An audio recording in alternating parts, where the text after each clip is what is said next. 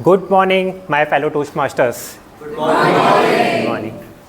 Guys, have you not done your breakfast? We can't have, there is no energy at all. And today we have two clubs present. So let's find out which club is the loudest. Good morning, everyone. Good morning. Okay, that's like it. I am Toastmaster Abhishek Garg, Sergeant at Arms for the today's meeting. And I welcome you all to a special joint meeting of two of the finest clubs of Bangalore, Whitefield Toastmasters and HSR Toastmasters. A little bit about Toastmasters. Toastmasters is a non-profit organization with presence in over 144 countries, with over 15,000 clubs and over 300,000 members. Toastmasters provide positive and supportive learning experience in which members are empowered to develop their communication and leadership skills. Today, we have a very interesting theme lined up and a power-packed session of 4 speakers and table topics. But before we start, there are a few ground rules which all of you should follow during the proceedings of the meeting. Rule number 1, please put your mobile phones on silent or vibrate mode.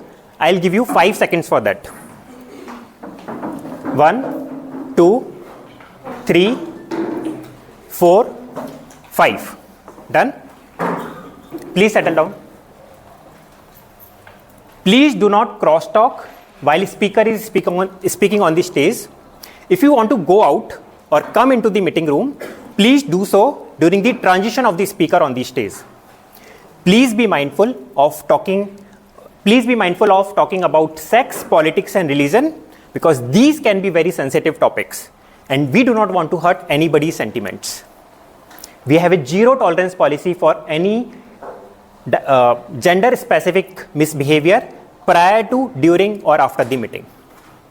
And last but most important, support the speaker with your warm smile and claps. For everyone's benefit, restrooms are available outside on the ground floor. Gents' washroom is opposite to D block and female washroom is opposite to B block. Drinking water is also available in the corridor. Snacks will be arranged during the break. Now, without any further ado, to take the meeting forward, I would like to call upon the presiding officers of both the clubs. Ladies and gentlemen, please put your hands together for Toastmaster Mahazir from Whitefield Toastmasters and Toastmaster Akshay from HSR Toastmasters.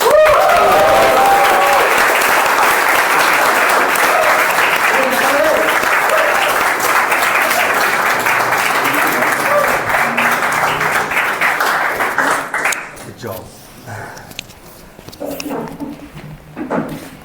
Good morning, everyone. Good morning. It's such a privilege to be here at a joint meeting with Whitefield Toastmasters and HSR Toastmasters. That too, not just with all my friends from HSR and Whitefield, but with my very good friend, Toastmaster Mahazir. Let me introduce my co-presiding officer for the day, for the benefit of our HSR Toastmasters members. First of all, his name is Mazahir. He is one of the most prolific members of District 92. I had the privilege of meeting him 5 years ago, and in fact, when I met you for the first time, I was part of Morgan Stanley Orators, you were part of JP Morgan Toastmasters, and instantly we knew that our paths were going to cross many times in the future. Mazahir, it's poetic. Here we are 5 years later, me being the president of my club, you being the president of yours, and this gathering here is something that's happened. And for all I could know, it maybe would not have happened had we not met 5 years ago in that first meeting at Morgan Stanley Bengaluru Orators. So, please welcome our co-presiding officer and a former area director, a former division director, and also a district level title winner, Toastmaster Mazahir Hussain.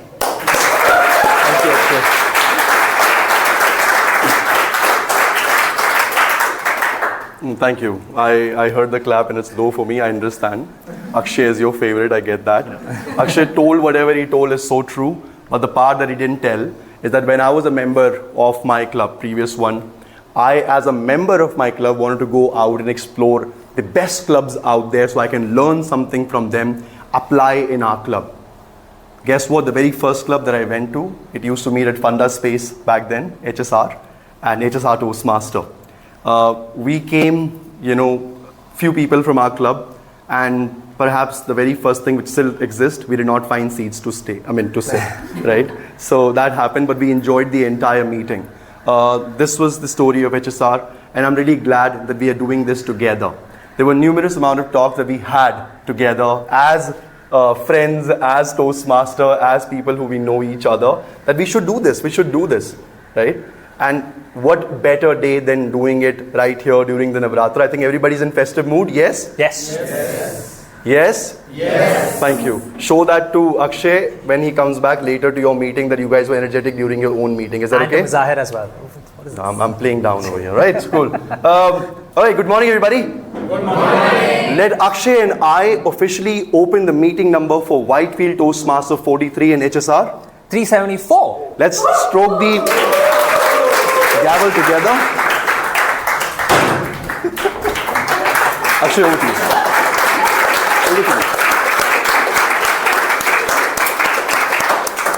That was fun. I would now like to call upon our Toastmaster of the day. He's someone who's been a member of our club for roughly 3 to 4 months now. 2 months. I'm so sorry I got that number wrong. I was so wildly off. Wonderful person, very kind at heart, and definitely one of the standout members in terms of the speeches he delivers and the roles that he takes. I'm so excited to see what drives him. Give a warm round of applause for Toastmaster Subhash Barla.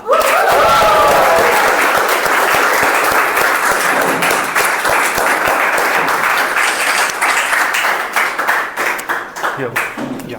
I'm also here.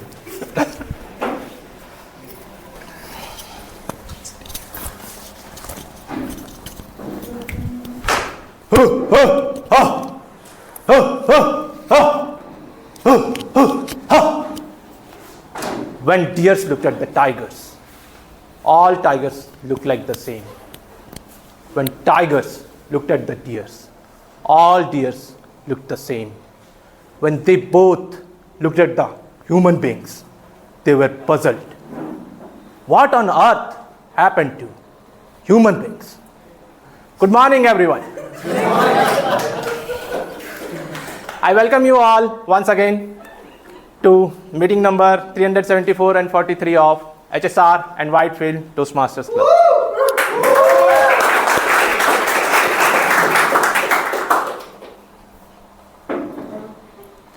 Do you know what's the first revolution which took place in the evolution of human history? Opposable thumbs. Yeah, I will consider that. After opposable thumbs,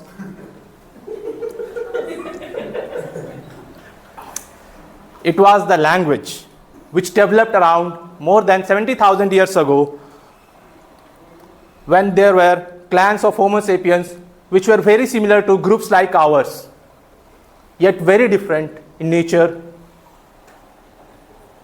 and their purpose. The early human beings relied on oral traditions and stories to pass down wisdoms, whereas Toastmasters use speeches and evaluations to convey ideas. They both have thrived by adapting and evolving, one through natural selection and other through constructive feedback. In essence, they present the enduring drive of human being to connect, learn, and grow through effective communications.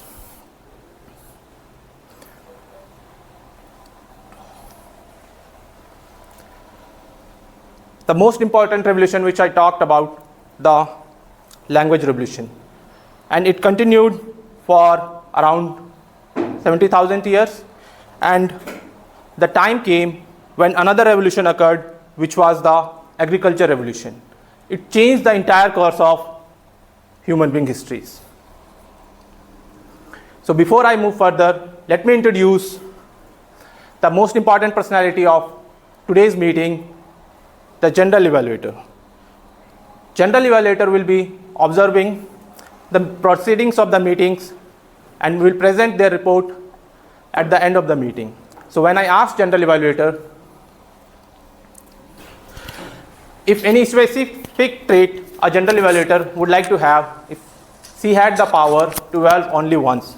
So she replied she would like to have the power of telepathic communication unbound by language. I think she already has the power of observation, so she can do that telepathic communication. He. Oh, sorry, by mistake. It's he actually.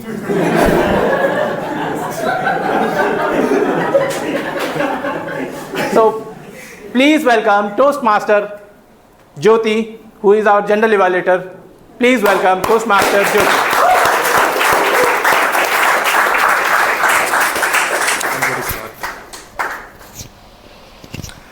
Ladies and gentlemen, unfortunately, that's not the first time I've been misgendered in my life. Good morning to you all. Or good afternoon at this point, maybe. No? Okay, we're still on track. My name is Jyoti Atma Younger Skaria. You can call me Jyoti, or sometimes I just shorten it to Joe to avoid the gender confusion. When I was asked by a fellow club member, part of the Walk the Talk Club, to come here today and act as general evaluator for this meeting, I was a little hesitant. Frankly, this is the first time I am attending a Toastmasters meeting that is not organized by my own club. So I'm attending for the first time and I'm taking up a role for the first time. Hopefully, I can do justice to it today. So far, I have to say, I'm finding the energy fantastic. I love the duality between our presiding officers. And Toastmaster of the Day, I must appreciate how prepared you were, unlike myself, who I'm just standing here and rambling. I think I'm going to stop it right there for the introduction. I don't want to build myself up too much in case I fail when I deliver the evaluation. So with that, I would like to hand it back to the presiding officers, as I am not familiar with the entire tag team's names. So I'm going to give it over to them, and they will do justice to the introduction of the grammarian, our counter, and timer for the day. Back to you, presiding officers. The timer who can come post you, his name is, and you can be in the you can just simply request the timer. All right, can we have the timer of the day come up and introduce themselves?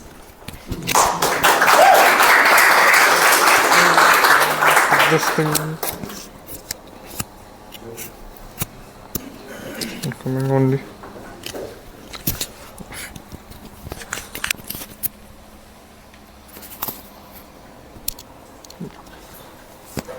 Technology. So yeah, I am the timer for today, and since I am the timer, I'll keep a track of the people's timings, whoever comes and speak over here. So first, from the schedule that I saw today, I got to know there's an icebreaker speech. So for icebreaker, there'll be a 4 to 6 minutes time, and then I'll show a green card at 4 minutes. I'll show a yellow card at 5 minutes. I'll show a red. Wait a minute. I'll show a red card at 6 minutes. So icebreaker, there'll be a 30 seconds grace period, beyond which if he exceeds, he'll not be qualified. And then there are another 3 speeches which time limit is 5 to 7 minutes. There'll be 5 minutes, there'll be a green card, 6 minutes, there'll be a yellow card, and 7 minutes there'll be a red card, and even for this also there'll be a 30 seconds grace period. Whereas coming to the evaluators, for the evaluators the timing is 2 to 3 minutes, and 2 minutes there'll be a green card, 2 minutes 30 seconds there'll be a yellow card, and 3 minutes there'll be a red card. And even for this also there's a 30 seconds grace period. And the last part is the table topic speakers. Table topic speakers will have a time of 1 to 2 minutes. That is 1 minute at green card. Yeah, green card at 1 minute, sorry. then 1 minute 30 seconds at yellow card at 1 minute 30 seconds, red card at 2 minutes, and there will be a grace period for this as well, 30 seconds. Thank you. I'll be back at the end of the meeting.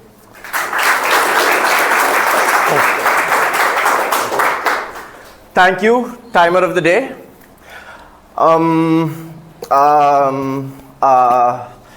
You know, when you're presenting, filler words instead of using pauses, mistakes like that, it's a common mistake, something that we can all learn to avoid and improve.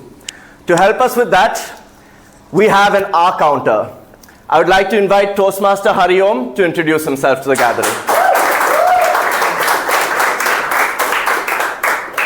So, good morning all.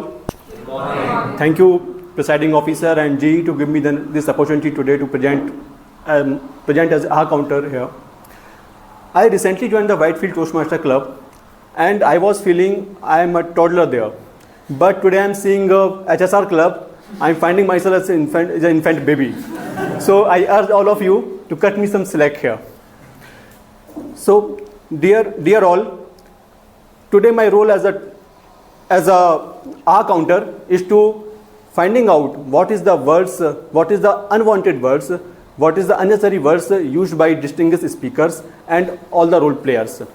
So these unnecessary words and unwanted words, you can say as R counter also, include such crunch words just like or some filler phrases just like I know, you mean, and some long pauses also.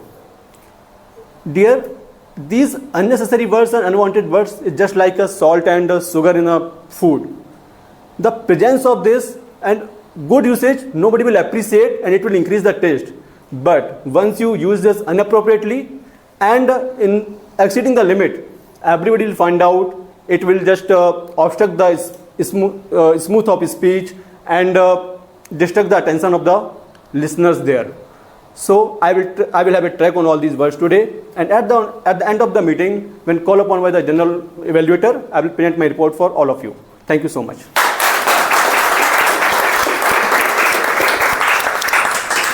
Thank you, Toastmaster Hariom.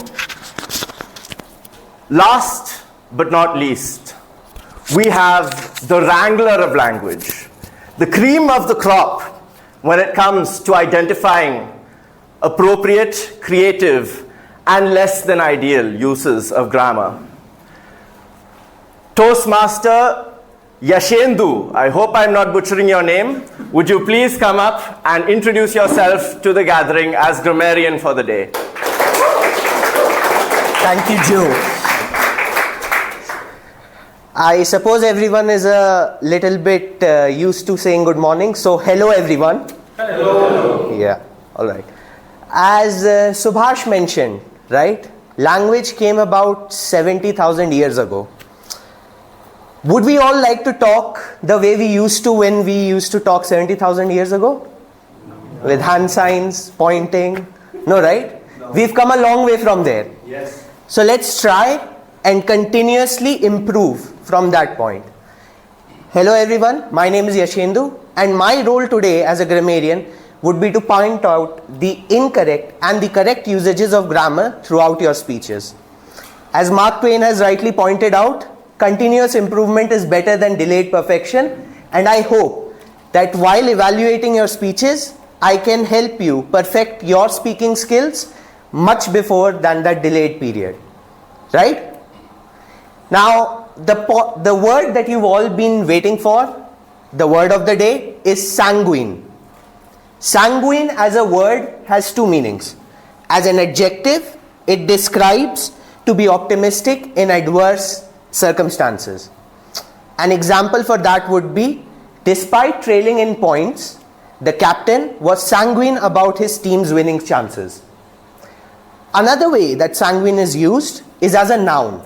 And as a noun, sanguine refers to a bright blood red color. A usage for that would be, she dyed her hair a sanguine hue.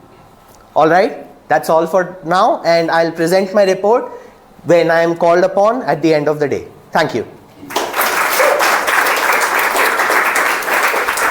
Thank you, Toastmaster Yashendu.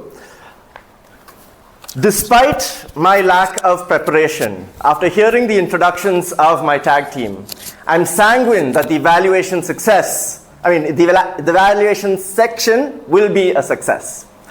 With that, I will hand it back over to the Toastmaster of the day, Subhash.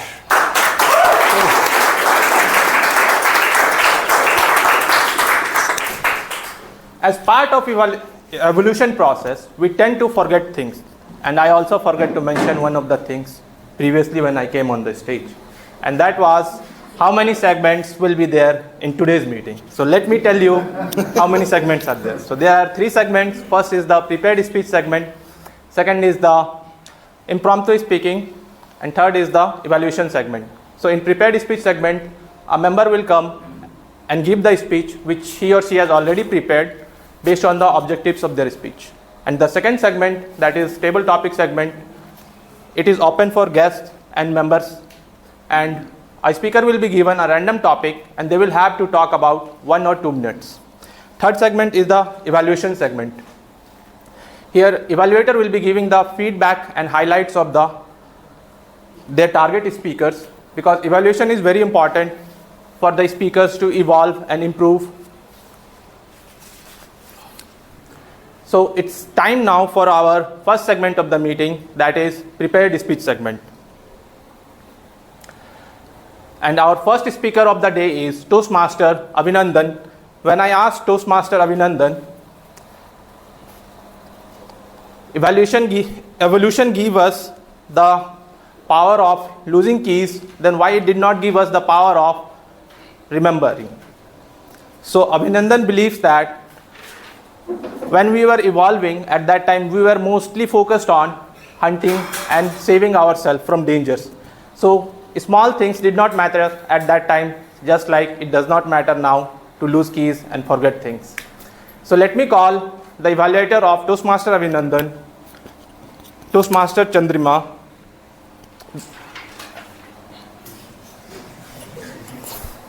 So when I asked Toastmaster Chandrima a question, if our ancestors were hunter-gatherers, does that mean we evolved to enjoy shopping? So she did not agree with the hypothesis, and she also believes that our ancestors evolved for food and saving ourselves. And at the end, she concluded that it's nice to have shopping. So please welcome Toastmaster Chandrima on the stage.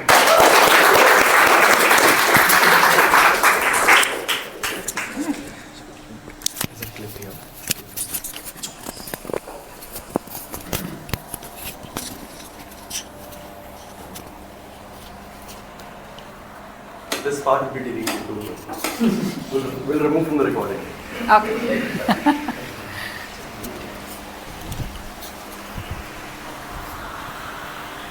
Good morning, everyone. Good morning. I'm here to evaluate Toastmaster speaker who is attempting his icebreaker. So the purpose of an icebreaker is to introduce himself or herself to the club and at the same time learn the structure of public speaking. Timer, please note the time here is 4 to 6 minutes. Over to you, Subhash.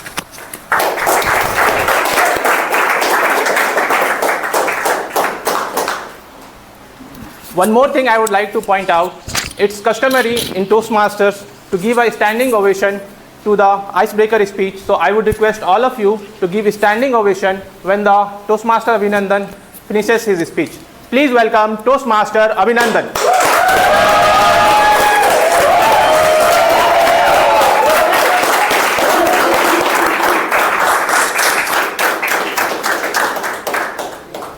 His speech title is Breaking the Habit. Toastmaster Abhinandan. I got it.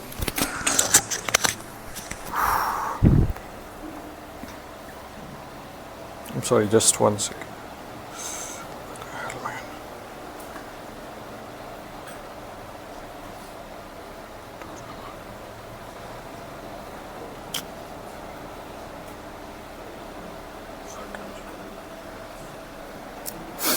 Yeah.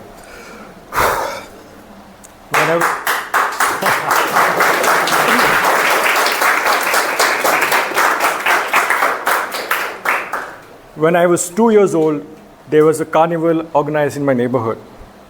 As usual, it was an overnight event. So it started late in the evening and would go on till the early hours of the morning.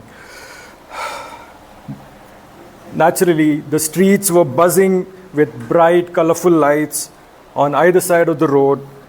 Hawkers sprawled in front of the lights, selling knickknacks, balloon snacks, and so on. In the frenzy filled with huddled groups and muffled voices, I apparently went missing. I was there a minute ago and then gone. My parents and my siblings looked everywhere to find me. Like minutes became hours, and the sun was almost approaching. They still hadn't found me. But then they realized like they may not find me in all the chaos, so they approached the police station and filed a complaint. But luckily, a few hours later, they found out that I was in a house a kilometer away from my house, and I was chilling out, enjoying the snacks that the lady of the house gave me, and I was basically playing with the German Shepherd pup that was in the house. So whenever I'm reminded of this incident, which my parents take every chance they get to remind me about it, I come to realize that there's always been this naive recklessness to my personality. So, and with this naive recklessness, I always try to get into uncomfortable situations and somehow find a way out of them. So, good morning, Toastmasters and guests. Good morning. This is my story. I was born on September 22nd, 1993, to a hardworking, low-income, low-middle-class family. I was the youngest of three, and as usual, I was the apple of my parents' eyes.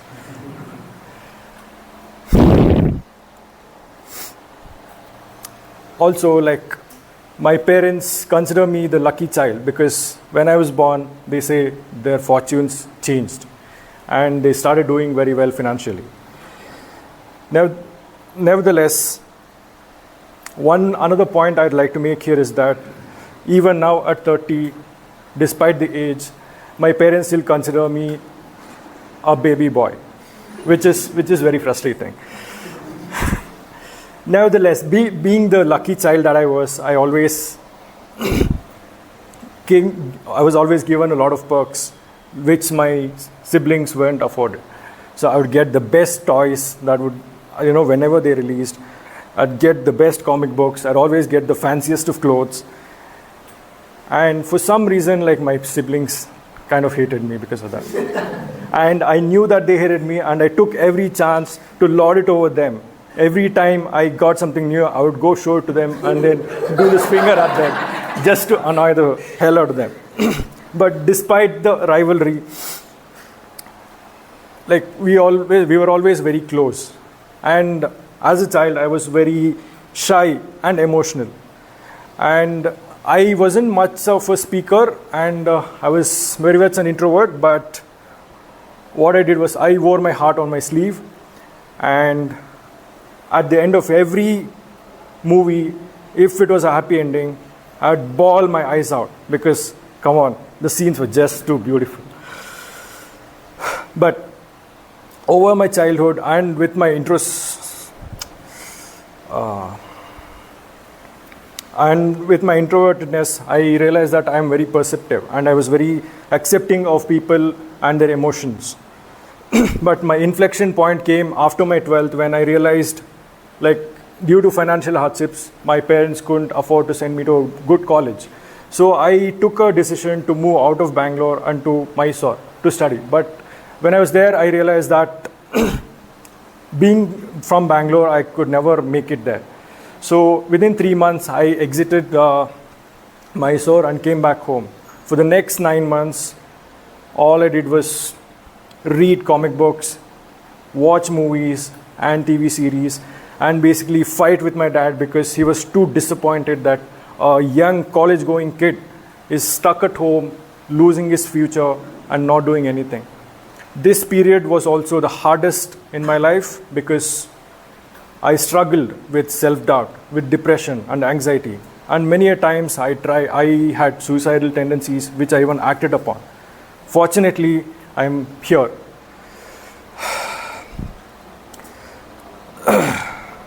But another inflection point in my life is that, as I mentioned, I put myself in uncomfortable situations and come back out of it.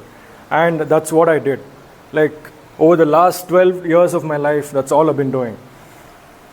I've picked up running, I read a lot, I work out as much as possible, and I try to push myself in every chance I get, and I try to put myself in uncomfortable situations, and I try to get out of it as best I can. And in the words of my favorite singer who I used to listen to all the time as a kid, Chester Bennington, rest in peace, I am here breaking my habit.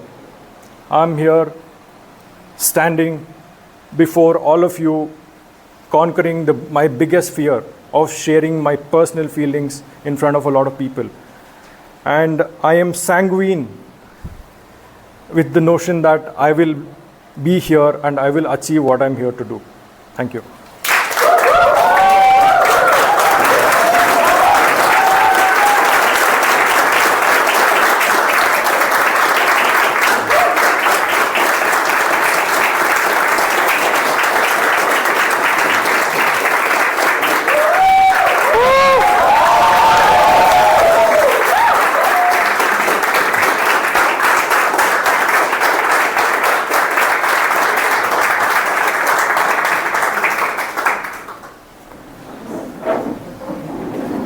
Thank you, Toastmaster Abhinandan.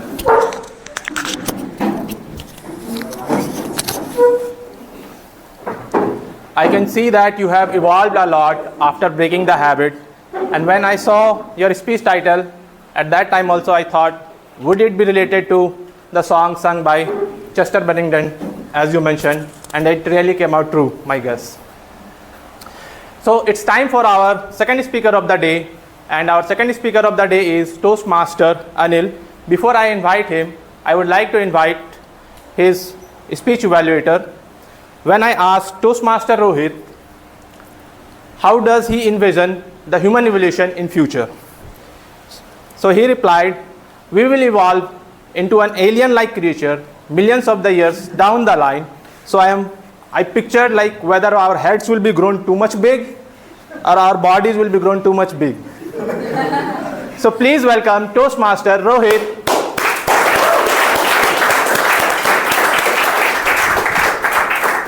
Thank you so much, Toastmaster Subhash. Maybe Karan Johar will take a leap out of your imagination to craft the next Koi Mil Gaya. Good morning, everyone. Good morning. Today, Toastmaster Anil is attempting the project Introduction to Vocal Variety and Body Language from Level 1 Presentation Mastery. The purpose of this project is for the member to practice using vocal variety or body language to enhance the speech. I wish all the best to my target speaker, Toastmaster Anil, and back to our Toastmaster of the day, Toastmaster Subhash. Thank you.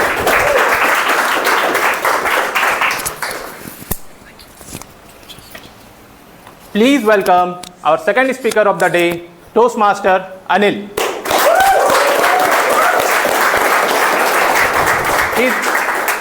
His speech title is My Lockdown Story, My Lockdown Story. Toastmaster Anil.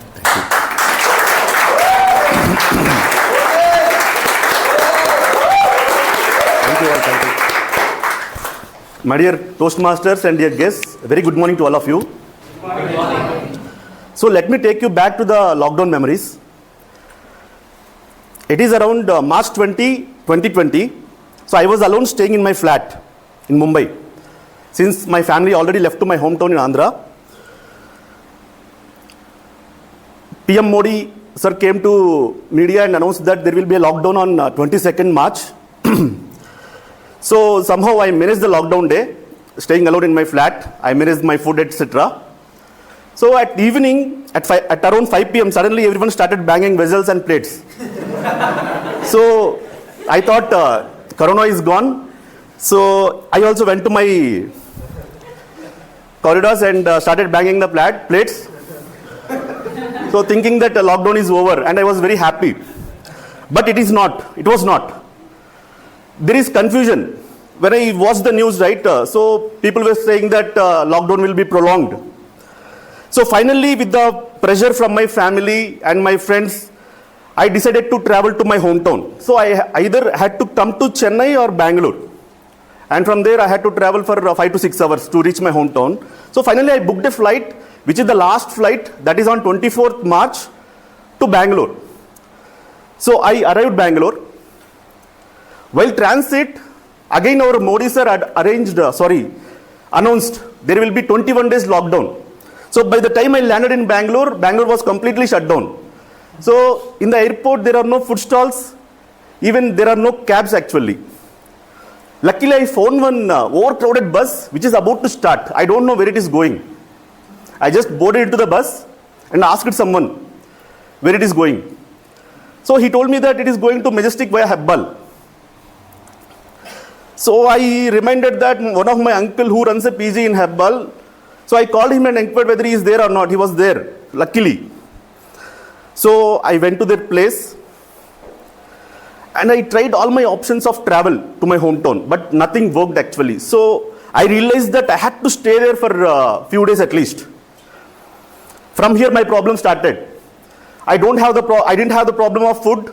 I have a shelter since almost 90% of the PG is vacant, right? So there is no problem with food and shelter. I packed my bag while coming from Mumbai, that is having only a laptop, charger and a short and track, that's it. And one t-shirt, not more than that. So I asked my uncle, please give your pants and shirts. So they were not fitting to me. Yeah, so I asked him, at least, uncle, you wear lungi, right? So give your lungis. Uncle replied, Anil, this is not a village, so I stopped wearing lungis. So this is a city, right? So that's what he answered. So finally he found one of his old lungis and donated to me. So from that day onwards, I managed with one track and one lungi. So I had to time pass, right? So daily morning, 2 hours relaxation was there. For buying groceries and medical needs, you can go out and roam. So I used to go to more supermarket. Daily my routine has become that only. So in the morning, I complete my work. I hardly work during lockdown time. I finish the work and I used to go to the most supermarket. I used to observe each and every product. Which product is in which corner, better than the salespeople, I used to know. I got to know.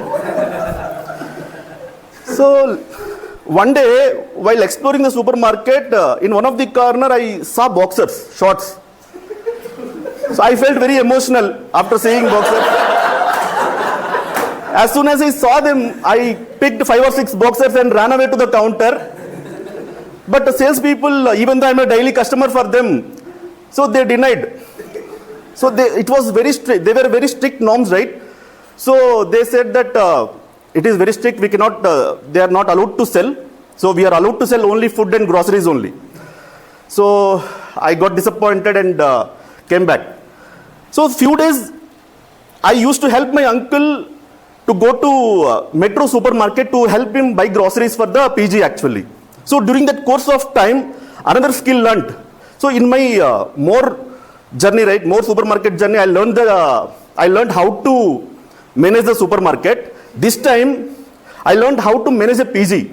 So for a week, how many onions are required, how many tomatoes, how much of quantity rice is required. So I got this skill number 2. One day, while going back from my supermarket, from more supermarket, right? So I saw a huge gathering of people there holding some documents. So curiously, I went there to know what was going there. So luckily, it was police station. People were trying for travel approval. So I inquired about the documents. So next day, what I did, I also collected all the documents and I went to police station. So they rejected my approval. But I felt very happy. So from that day onwards, the reason why I felt happy was I got someone to hang out there. Police station has become my hangout place from that day onwards. So because the crowd was there, I used to go I used to chit chat with the police people and other people who were there for approval. So that is how it was actually. Since I am not only myself, we are a social animal, right? Man is a social animal. We need someone to socialize. So that was my experience in the police station. And after a few days, some relaxations came. So we were allowed to purchase clothes. So I went to the supermarket and I purchased what all I wanted to buy. So that was the day. Finally, my lungi and track got independence from me. So I felt very happy. And a few more days after we got few more relaxations, we were allowed to travel. I applied online and I got the approval. And with the help of my friend, I traveled to my hometown with in his car. So that's my journey of lockdown. So it's a simple story, but learnings from my journey: food, shelter, and clothes still remain the top in the basic needs. I got to know. And with money, money alone is not enough to survive. More than money, we need the human connections. So we are all interdependent on each other. So that is the great learning which I got from the lockdown period. And that's about my story. Over to you.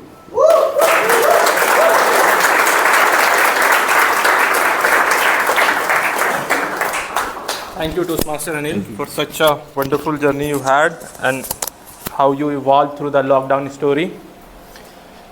I remember there was one video was released during lockdown time. I think the channel was Grand Indian and they released the song, "We are locked up in a lockdown. We are locked up in a lockdown and going anything around." I'm very terrible singer, so I am trying to evolve and sing a song, so let's just give it up. So it's time for our third speaker of the day.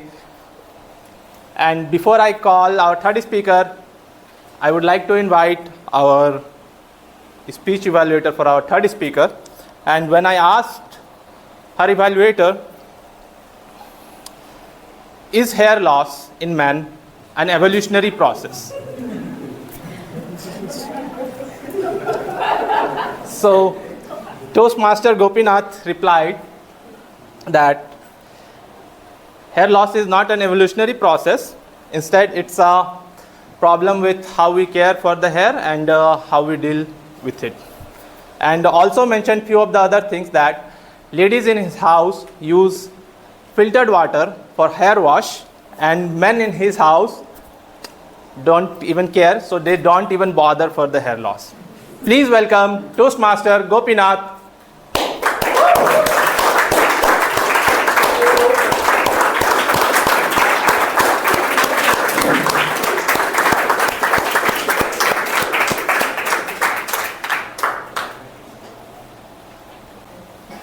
Toastmaster. Thank you.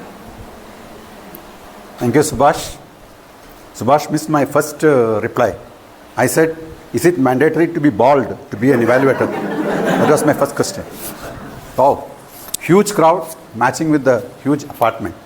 Good morning, everyone, especially in particular my speaker, Sahana. Okay. So the speaker today is attempting the level 1 from Dynamic Leadership, Project 2. Project 2 involves 2 different speeches. The first one she is going to attempt today, which will invite feedback for incorporation in her next speech. So I wish all the best for her wonderful speech. Thank you, and back to you. Thank you, Toastmaster Gopinath. So when I asked Toastmaster Sahana, why do we have a wisdom teeth if it does not make us any wiser? So she replies that we have a wisdom teeth just to realize that we are getting older. So those of you who don't have the wisdom teeth, consider yourself younger and forever. Please welcome Toastmaster Sahana.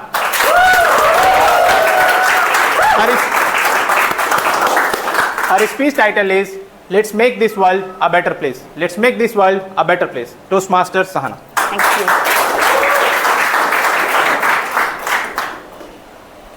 Have you ever been in a place where your long awaited Goa trip got cancelled for some reason? Yes.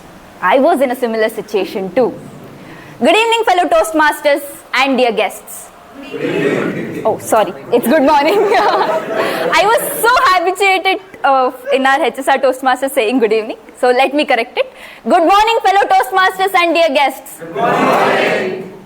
That's the energy. So on 25th August 2023, I felt an extreme reluctance to go to an activity that was planned by my office team. I had a very long and tiring day. A myriad of thoughts raced through my mind, and I hesitated to embark on this visit. But I could not say no to my sweet colleagues. So I found myself on the way to an NGO that cares for 30 young girls as a part of CSR activity. For those unfamiliar with CSR, it's corporate social responsibility. It represents a self-regulated action that businesses can undertake to be more socially accountable to their stakeholders and to the public.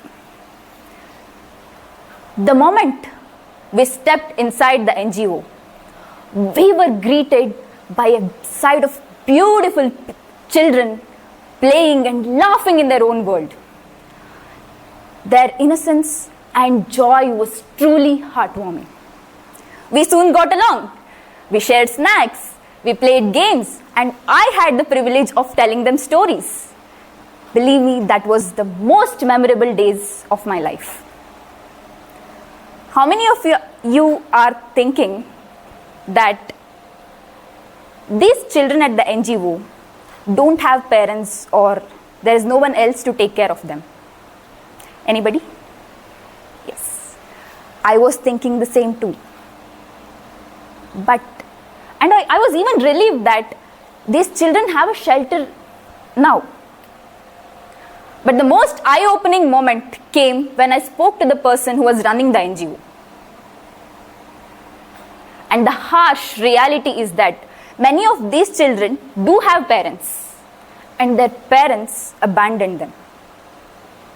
Or they found themselves in a place for reasons they cannot even comprehend.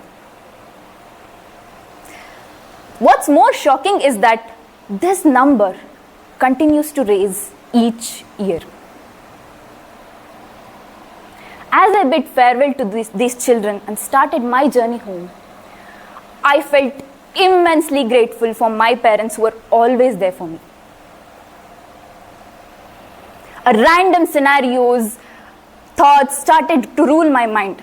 Though the cab was stuck in traffic, my thoughts roamed the entire world. A nearby school bell brought me back to reality. I looked out of the window. I saw parents gathered eagerly to pick up their children. I witnessed something entirely different than what I had just experienced. Children were running toward their parents who awaited them in air-conditioned cars, ready to ferry them off to various extracurricular activities such as dance classes, sports coaching, yoga sessions and whatnot. I watched as parents cheered for their children and encouraging them to excel. I found it very hard to digest this fact that within few hours, I witnessed two extreme situations in India, that too with regard to children. On one hand, there were those who struggled to have 3 meals a day, relied on donated clothes, and longed for a family. On the other hand, there were children who enjoyed abundance, freshly prepared meals, variety of seasonal clothing, and a beautiful, loving family. This stark difference compelled me to realize the world we live in and the disparities that exist. I started thinking again, if not now, when will this change? If not me, who will do something about it? Have you ever thought of this? The very next day, my closest friends and I decided to cancel our long-awaited Goa trip and utilize those funds to provide 3 months' worth of rations to that NGO. The smile we saw on the kids' face and the caretakers when they got to know that they don't have to worry about food for next few months is priceless. I could still remember those happy faces vividly. Dear Toastmasters and guests, recall a moment when you brought smile on someone's face. Recall a moment of your selfless act. Recall a moment when you made a positive impact on someone. If we can do it once, we can do it again. And let's make this world a better place to live. Thank you.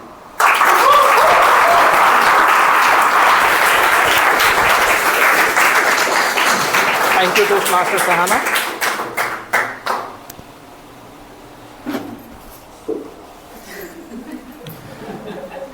That was such a fantastic speech. Now it's time for our fourth speaker of the day. And before I invite our fourth speaker, let me invite her, speech evaluator, Toastmaster Atul. So when I asked a question to Toastmaster Atul, I forgot.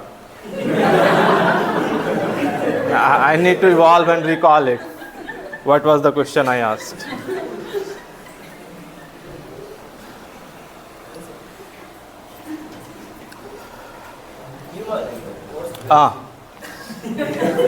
Yes, it was humor. Yeah. So the question I asked was, how does humor evolve into human beings? So he replied,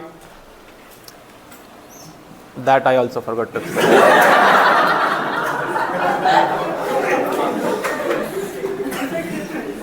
So I think he replied, I am just assuming my answers and trying to match up with what he replied.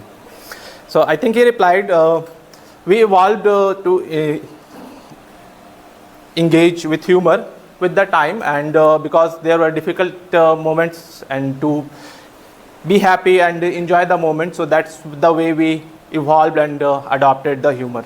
So please welcome Toastmaster Atul to read the speech objectives of Toastmaster Nitya.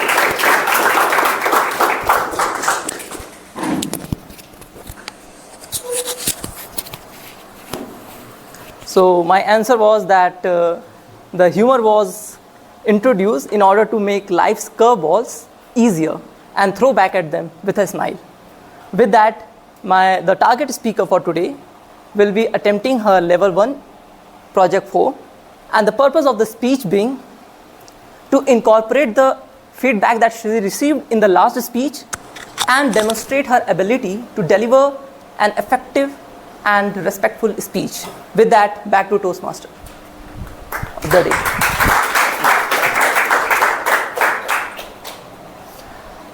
When I asked Toastmaster Sahana, oh sorry, it's Nitya. When I asked Toastmaster Nitya, is human tendency of procrastination an evolutionary process? So she did not even reply for 2 days. At that moment, I got my answer. And she replied yesterday and mentioning the same thing, that it's pretty obvious. No, another part of the question was whether it's an evolutionary process or it's a glitch in our programming. So she said it's a glitch in our programming because I did not reply for 2 days. Please welcome Toastmaster Nitya.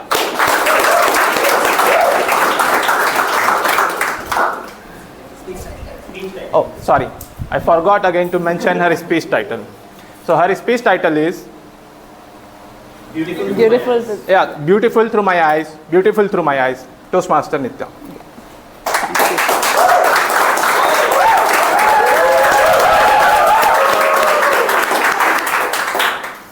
Good morning, Toastmasters and dear guests. Good morning. You are dark. My brown cheeks burnt as I listened to these words. My mother used to tell us a story about a time when she was expecting my sister. She prayed day and night for a fair child. She did not have any coffee, did not eat anything spicy, and finally, her prayers were delivered. My sister was born white as milk with big brown eyes. She was immediately deemed as the most beautiful baby the family had seen. Fast forward to 3.5 years later. I lay crying on the bright white hospital sheets, casting a deep contrast. Brown skin and purple lips. In the words of my relatives, I looked just like a baby chimpanzee. Worry took over everybody in the hospital room that day. What will happen to this child? However, I didn't care. I grew up to be the happy child, the happiest child in the block, a girl who loved to play sports. Nothing could stop me from taking part in swimming, playing cricket with the boys, or I was an excellent 100-meter runner. And what did all this sun do to my skin? It turned my skin into the most beautiful color a baby chimpanzee could have. I was happy. Life was beautiful. But things took a turn when I was casted as a witch for a school play, and my sister was casted as Snow White. I was very happy to get the role until a classmate exclaimed, "Are you sure you all are sisters? She's so fair and you're so dark." That felt demeaning. I went back home from school that day and looked at myself in the mirror. An ugly reflection of me stared back. How could this happen? Just yesterday, I remember looking at myself and liking myself. I was happy. I grew up watching TV ads filled with fairness cream commercials. Movies where the villain was always dark and the hero fair. There were songs which described a beautiful woman with a common adjective, fair.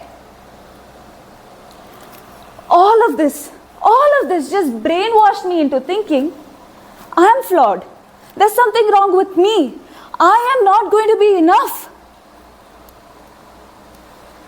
Insecurities just kept building up. At the age of 26, I met the man I'm married to today. We dated for some time and then we thought, okay, we could spend our lives together. So we decided to get married.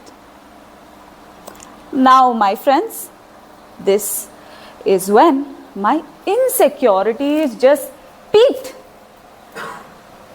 Imagine, wedding day, meaning all eyes on me. All eyes on me, meaning I had to look perfect. I had to look perfect meaning I had to look fair. I frantically started looking for clinics that could help my situation. I couldn't look like this on my wedding day. I booked an appointment with a clinic that promised the best bridal transformation. Few sittings and my skin tone turned a little lighter. Now, on the day of my wedding, while everyone was busy helping me drape my sari, doing up my hair, I kept looking at my reflection in the mirror. Who was this person? Strangely, the happiness I thought I would get by becoming fairer was overpowered by deep regret and sadness. I spent all these years getting upset with my color to look like the person in the mirror. No. That person in the mirror was not beautiful. She was just an insecure person who could never accept or love herself. She was not Nitya. I didn't want to look like that anymore. I just wanted to look like myself. My wedding day passed in a blur. I don't even like to look at photos from that day. The color of my skin did not impact any of the things that I want in life. What were they? This baby chimpanzee wakes up every morning, most mornings, feeling happy. Good partner, good job stability, good cute pets, great health. This baby chimpanzee has the courage to overcome her fears, get over her fears, follow her passions, and discover new hobbies. And none of this is determined by the color of her skin. 31 years ago, people in the hospital room that day thought I was not beautiful. I disagree. I'm beautiful through my eyes, and that is all that matters. Over to you, Toastmaster Subhash.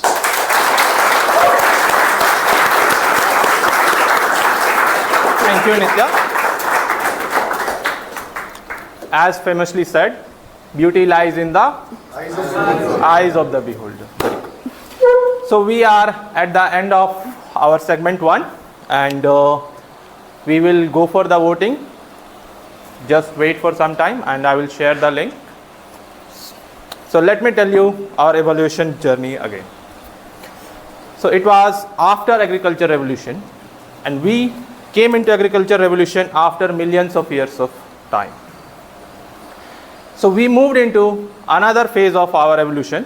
That was around 3,300 years ago when we entered into Bronze Age from Stone Age. And it did not took us long to enter into Iron Age. It took us only 2,000 years ago to enter into Iron Age. And after that, major turning point in our evolution was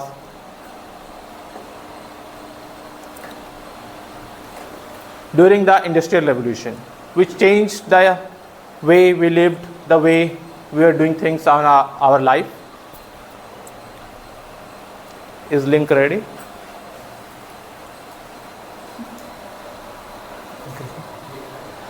Okay, we will continue our evolution journey. So let's go for voting now. And the link is bit.ly/HSRTM-V1. Shall I repeat once again? bit.ly/HSRTM-V1. The meeting link has been shared with Whitefield Toastmasters members group, guest group, and any other relevant group. In case if you still need that, My team folks, you have my number. Please ring me. I'll be happy to share it. Please note this link is only for the speaker. Also requires you to provide your feedback. We'd appreciate if you can fill that.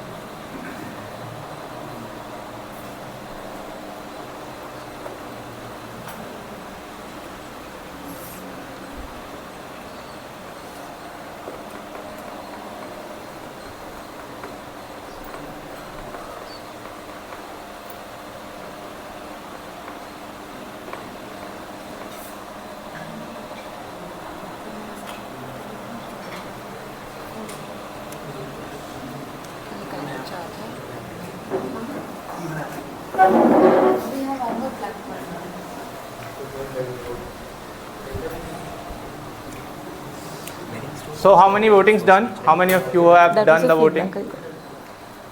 Okay. Those who have not done, please do so. That is done. You identified right.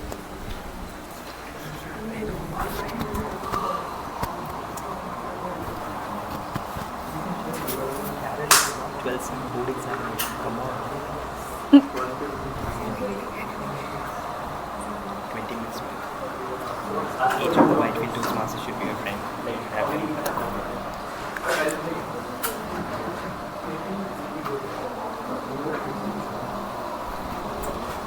Just check how many people have voted and Folks, we have just 20 response and I can see we are around 50 folks. So please, rest of the folks, please do voting. If Jio net is not working, then you can switch to Airtel or maybe take a hotspot from other folks. Those internet is working.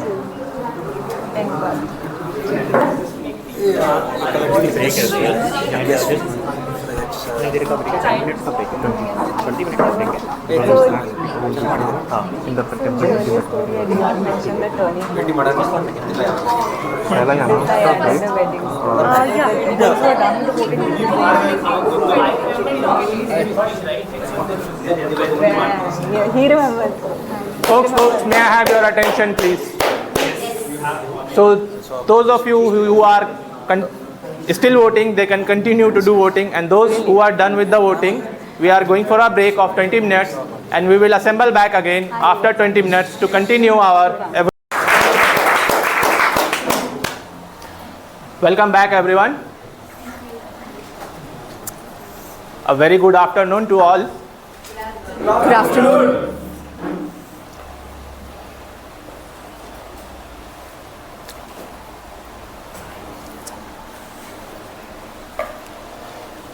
So how far you are enjoying our evolution journey?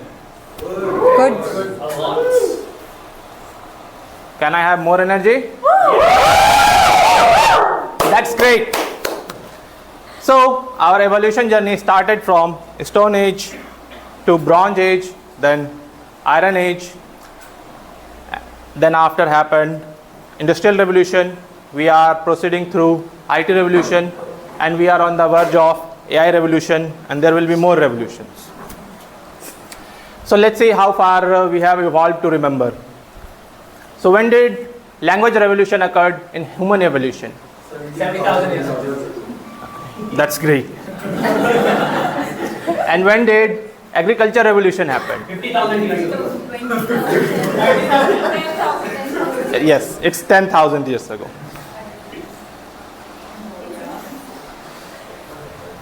So, theory of evolution was given by Charles Darwin, and he has beautifully captured in 2 lines. It is not the most strongest of the species that survives.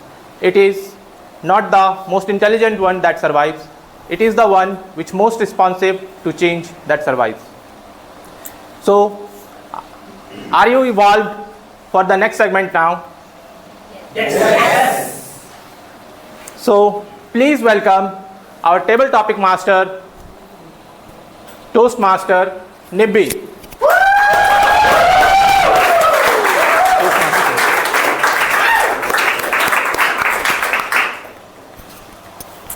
A very good afternoon, everybody. Good afternoon. I love seeing the smile on all of your faces, even though I'm here as a table topic master, to conduct the table topic session. Can we have the smiles continuing throughout the session? Yes. Awesome. So I have a few names jotted down, and I will be calling on a few guests, but if you feel you'd like to come up here and deliver an impromptu speech for 1 to 2 minutes, please feel free to do so. So for the benefit of guests over here, table topic session is an impromptu speaking session where I will give you a topic, a random topic. You have to think on your feet and come deliver and speak for maybe 1 to 2 minutes. All right? Yes. Easy? Yes. Awesome. All right. The first topic. Can I have Toastmaster Carol?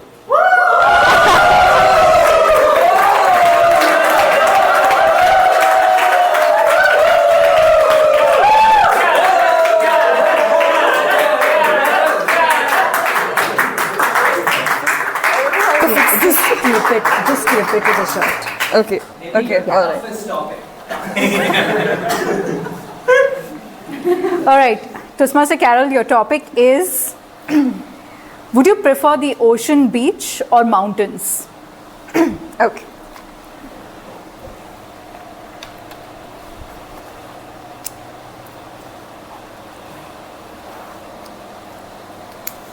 Okay. Good afternoon, everyone. So, I would prefer, I am usually a mountain person. I love to admire the scenery from the mountain edge. I am usually like that. I like to take someone along with me and just sit there and just chill and look at the sky, the scenery all around. But at times, I like the beach as well. For example, last time I had gone to Gokarna, and I was given like 2 beers, and then I was like, wow, this is such a vibe, just look at the waves, all of a sudden new beauty and all in the beach. I mean, considering I'm not a beach person, with the addition of 2 beer bottles in my hand, all of a sudden everything looks so pretty and beautiful. So I would say that considering the situation and considering the thing that is given in my hand, I would prefer whatever the scenario is. Yeah, that's about it. Thank you. Thank you. Oh, sorry. Much like Toastmaster Carol, I am one of those people who are forever confused. I grew up next to a beach, but as I started adulting, I realized I wanted that chill zone or chill space at the mountains, right? So I think whatever life throws at me, I think you'll always find your solution either at a beach or at a mountaintop somewhere. All right. For the second topic, I'd like to invite Toastmaster Raj.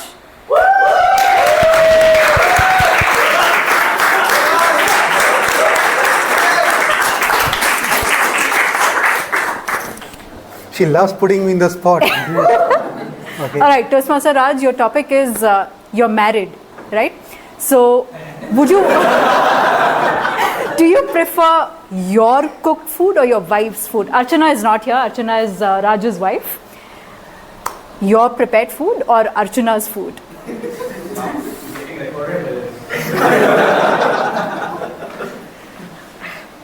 Good afternoon, fellow Toastmasters and dear guests. The topic, as she put me in the spot, is whether I prefer my cooked food or my better half cooked food. So I would say that when I came in Bangalore, when I got married, I did not know A of cooking.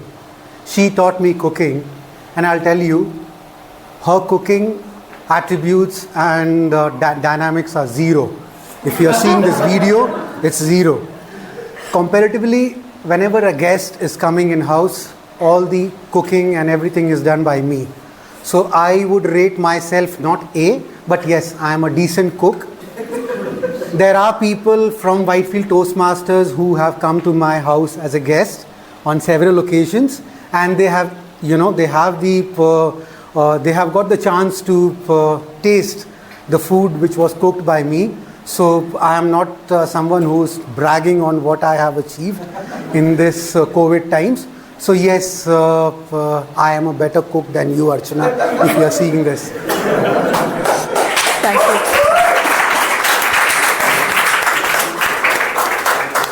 And one thing, one more thing, if you are least prepared, that is when you are put in the spot. Did I use this? A request is that whoever comes up here, try and use the word of the day, which is sanguine. Gentle reminder. All right.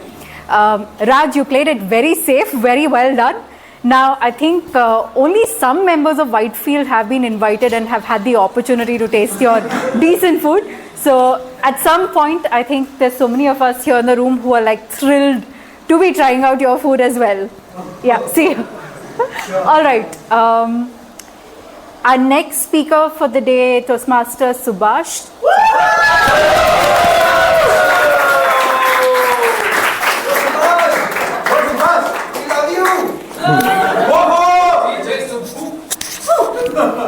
All right, Toastmaster Subhash, your topic is, do you like holidays? Okay.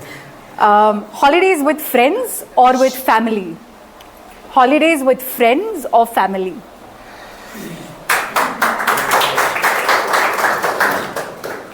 Holidays with friends or family.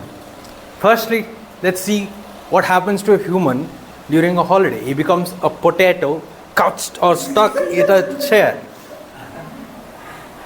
But how do you tickle that potato? I mean, friends can tickle that potato better, and that potato can have a lot of fun. And I can go out to an extent where I can drink and stay all night at a friend's place, and of course puke overnight, and change and just have a good nap. That's how I can enjoy at a holiday party at a friend's place. For a family's holiday, it's going to be old school. It's going to be a pretty 1960s scenery that you can see, where I have to wake up late or early and go out for a walk, enjoy the resort, enjoy the water park, enjoy the clubhouse that you see around, and it's all boring. And of course, going to famous places around the destination is something it's like something that comes out now and then. So I felt holidays with friends is the best thing that you always must try it out. But to a human, to anyone in particular, when an adult tells you holidays with family is better because you'll be more healthier when you actually do a holiday with a family. When you actually go out with friends, you can spoil your health, you can eat anything and everything, and you can come home and you are either at a hangover or at your bed or at the bathroom. So, but with the family, you're very healthy, you enjoy your entire journey, you have the first aid kit. And I think you should always prefer going out with the family.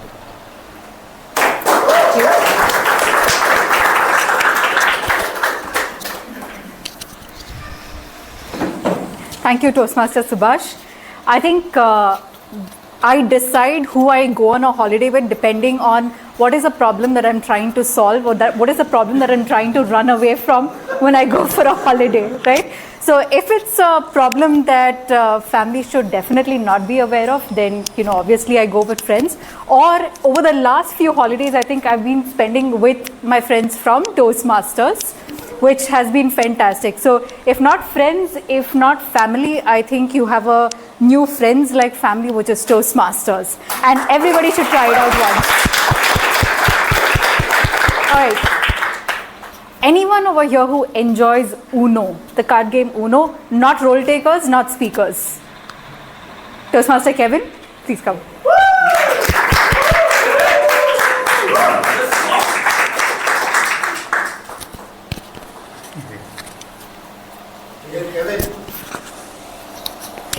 Okay, the question for you is, should stacking be allowed? For example, a +4 over a +4 or not?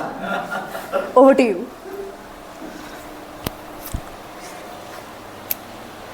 Thank you for that interesting take on Uno. In fact, we had a major fight. We had a major fight in my house on the same thing. So, a few of my friends from my office had come to, we were just talking and suddenly we ran out of topics to discuss. So, we bought the Uno card into the picture and we started playing, and then started the rules. People have started changing the rules. Like one person will say, you can't do 2 rivers the same time. So then one person will sit and Google and check if that is correct. Then comes this +4 thing. When someone said the first and one person will put the +4, and again the same guy will put the another +4. So he'll be like, no, that is not part of the rule. Please. So one person is sitting there only to check in Google and to validate this, what is correct and what is wrong. But Uno is definitely a fun game to play, no brainer. You can keep on playing as long as you want. Yeah, it's a fun game. Thank you. Thank you.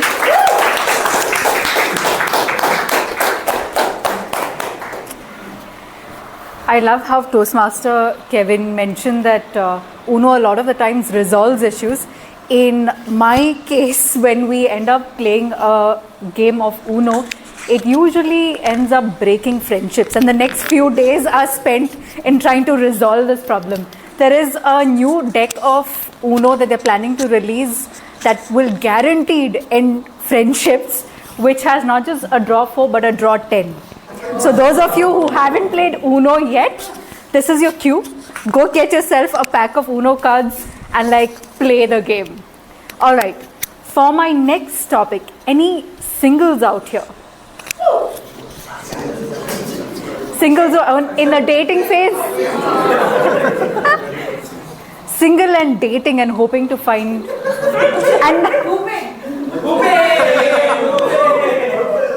Okay, please come.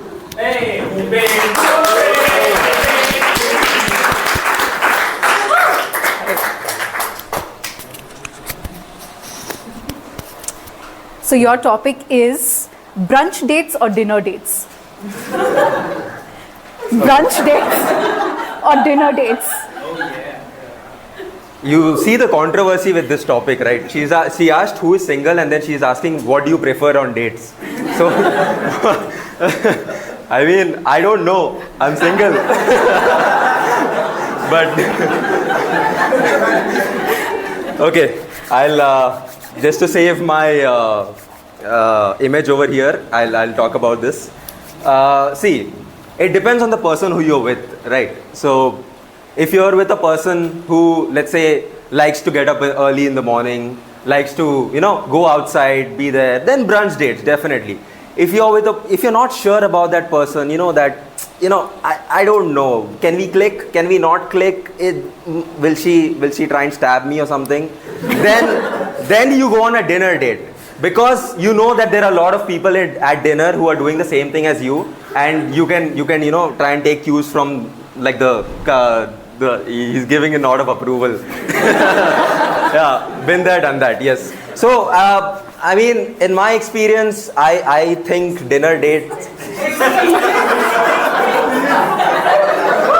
I'm single now, guys. Come on.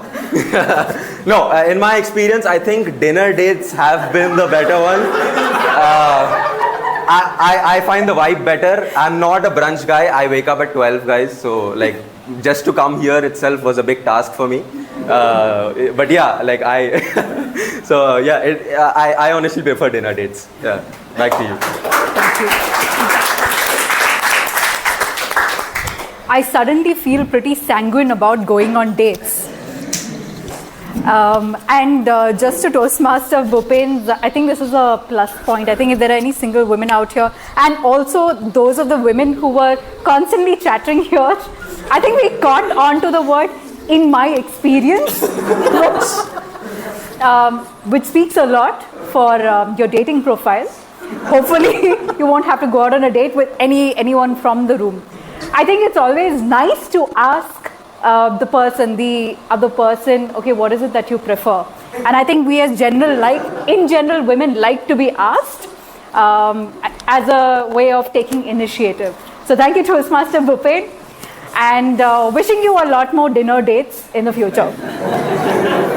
All right, I now call upon Toastmaster Hariom. Oh wait, sorry. You're taking a role, right? Sorry, my bad. All right, I would like to call a guest now to take up a topic. Jimmy, would you like to take it up?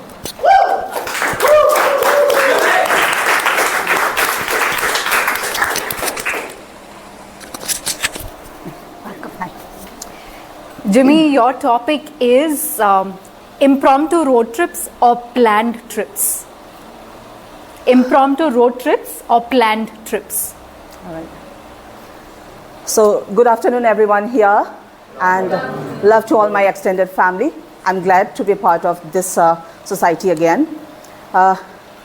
This is something that I never thought about, because I'm actually not that kind of a person that I'll go for a trip all the way around because of the domestic work that we involved, and as a wife, as a mother, as a professional, you have too many things to do.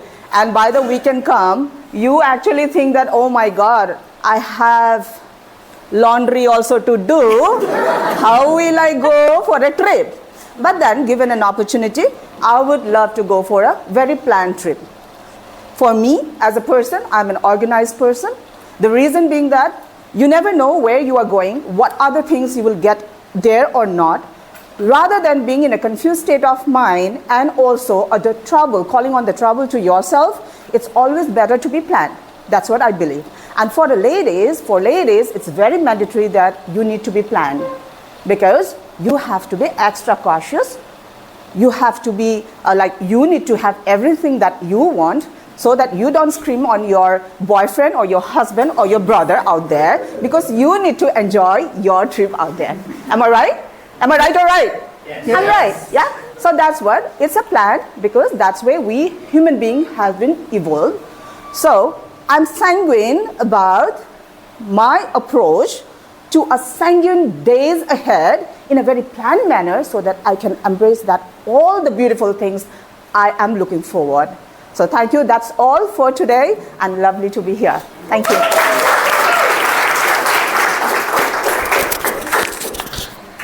Thank you, Jimmy.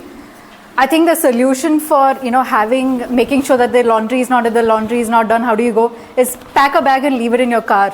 So wherever you have to take off, and that's exactly what I would do for a few years. I'd have like a packed bag of things. Whenever I felt like it was a long holiday, I just needed to take off, I would take off in my car with my dog, which is a German Shepherd, by the way. So in terms of safety, sorted, check. In terms of laundry and the list of to-do things, that list never ends. Am I right? Everybody, anyone who has a completely sorted out list by the end of the week? Okay, I'm not the only one then. Thank you, guys. All right, for our next topic, let's have Toastmaster Ehab.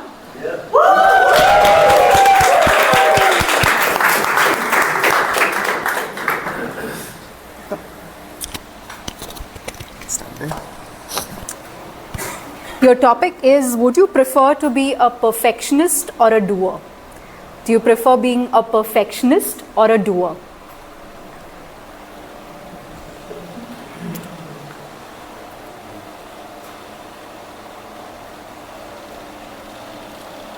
Ever since my childhood, I've always loved sports, just like Nitya was saying. I always involved myself in every sport that I could get my hands on. Volleyball, football, basketball, badminton, table tennis, you name it, I have played it if that equipment was there.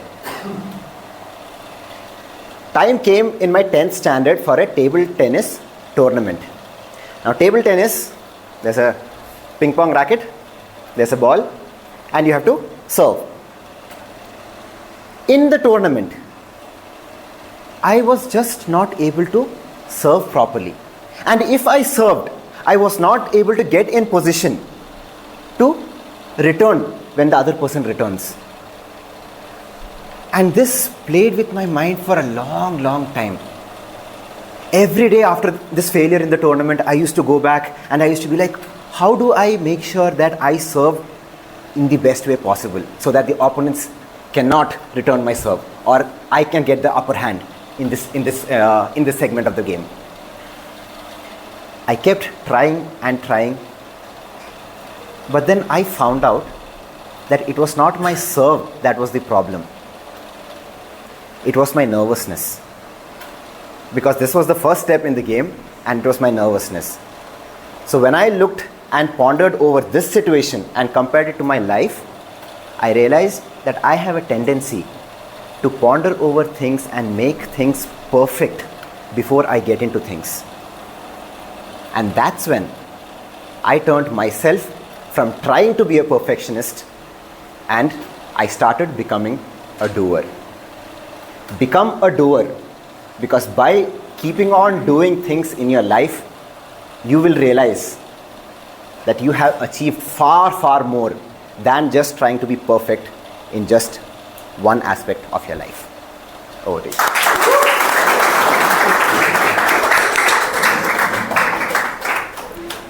Thank you, Toastmaster Ihab.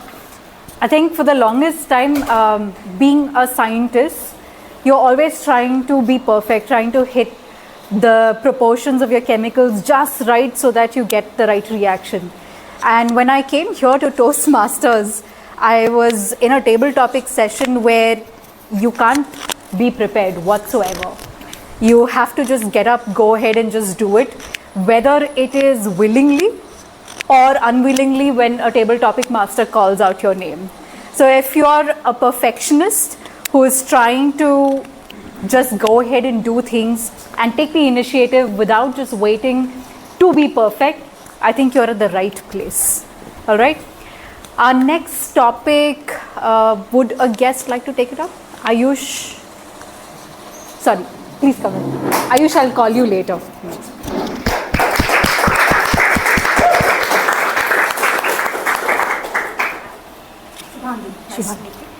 Shubhangi. Your topic is, would you prefer reading a book or would you prefer watching the movie adaptation? Would you prefer reading the book or watching the movie adaptation?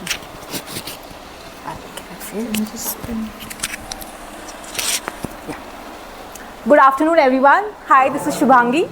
I'm part of the guest list in Whitefield Toastmasters. I attended the first session in Whitefield, and this is my second.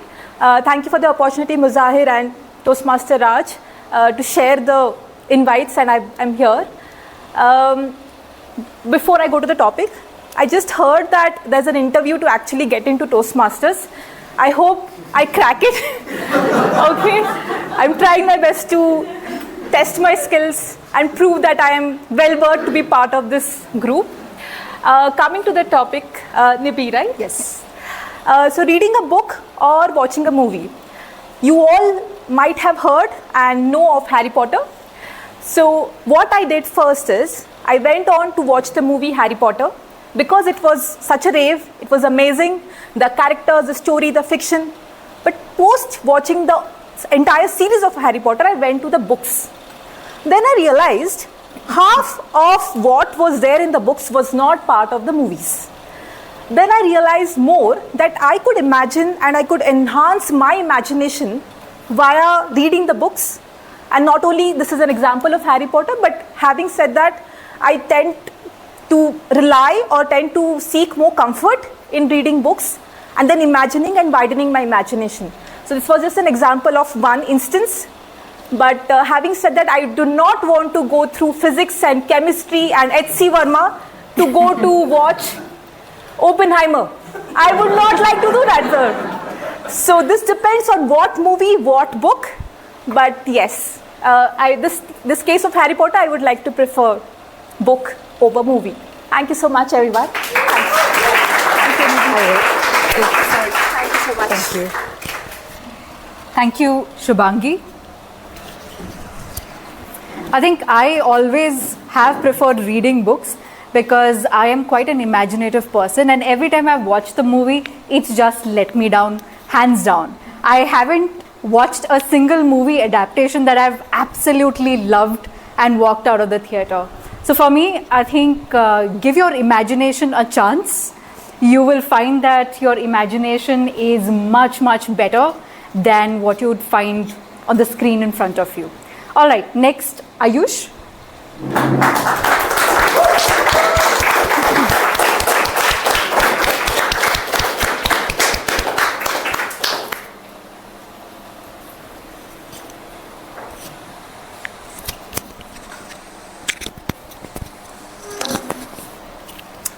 Your topic is, would you like the life of an entrepreneur or a corporate employed person? Yeah. Do you like the life of an entrepreneur or a corporate employed person? Yeah. Hello, everyone. This is my first day. I've never spoken with this much audience in it. So, of course, I will prefer to be an entrepreneur. Though I am not, I am corporate employee. Because being entrepreneur will give you more independence. In entrepreneur, you can take your own decisions. You are controller. Like you can, for example, if you are corporate employee, you cannot make your own decision. But if you are entrepreneur, you can make your own decision. For example, I have a friend at my hometown. He's graduate. He's MBA. His father owns a business, so he takes his own decisions now. He also has the knowledge of MBA and all, corporate employee, and he takes his own decision. He also asked me to make a website for him. He has a trucking business, so I can see that he has more independence in taking decisions. And yeah, thanks. Thank you. Thank you. All right.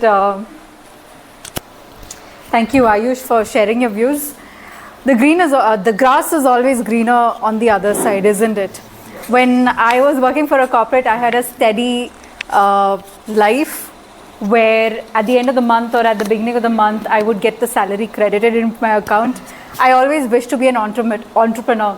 So much freedom, I can take up my own decisions. And then when I became an entrepreneur, I realized, yeah, right.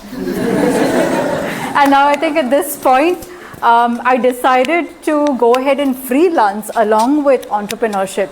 And one advice for those of you who are planning to jump into the journey of entrepreneurship, you can always do that while having a steady job. Like start up, work on it on the side, work on it, burn the midnight lamp, and until it succeeds and until it works, you can have the best of both worlds. All right. Next, Toastmasters 3. Toastmasters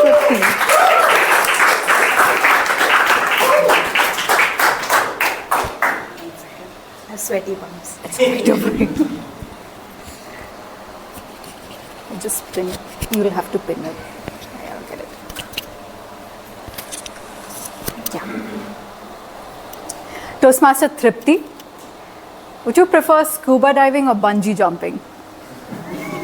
Scuba diving or bungee jumping? Toastmaster Tripti.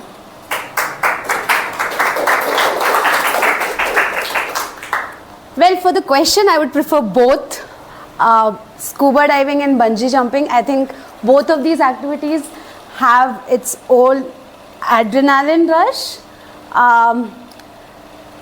Depends on who the trainer is. If he or she seems to be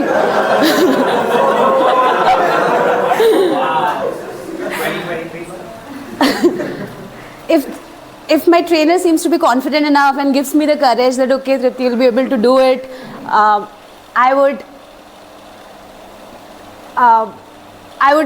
go with both, but I would choose the one over the other, whichever trainer gives me more courage. And just drawing parallels, that's what Toastmasters also make you do, right? When you get the right mentor, and this is based on the personal story. When I started my Toastmaster journey, getting the right mentor that you click with is very, very important. Everyone has its own strengths and weaknesses. You might not be able to click with someone in terms of the mentorship. And as soon as I shifted that gear, the kind of transformation I saw in myself was astounding. I couldn't believe that I could walk up on the stage and really speak my heart out. So yeah, on Nibbi's question, I'm a great, personality-wise, I like to do a lot of adventures. One of your topics was impromptu travel or planned travel. I would definitely go with impromptu. And if any trainer comes and tells me, okay, do you wanna go scuba diving today? If it clicks, I will. That's my take. Thanks. Oops. Thank you, Toastmaster Tripti. As someone who has done scuba diving, I would say you have no choice but to click with the trainer when you are on that boat in the middle of the ocean about to jump, because you're completely placing your trust in your trainer. For our next topic. Yes, please come.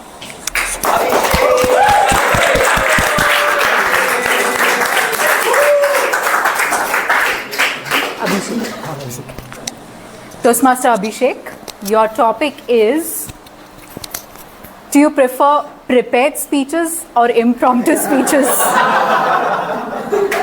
Prepared speeches or impromptu speeches? Toastmaster Abhishek.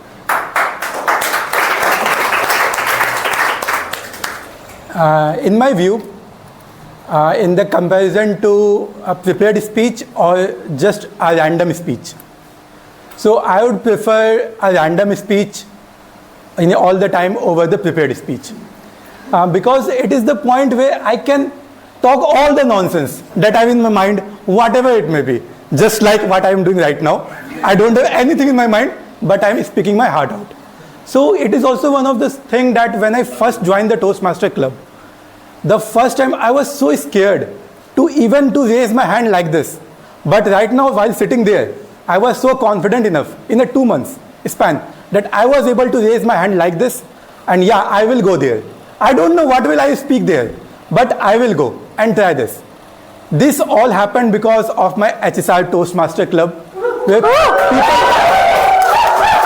people all around me are so good and so nice that I don't feel that I will be judged by any of my friend or by any of the unknown face that I am seeing right now over here.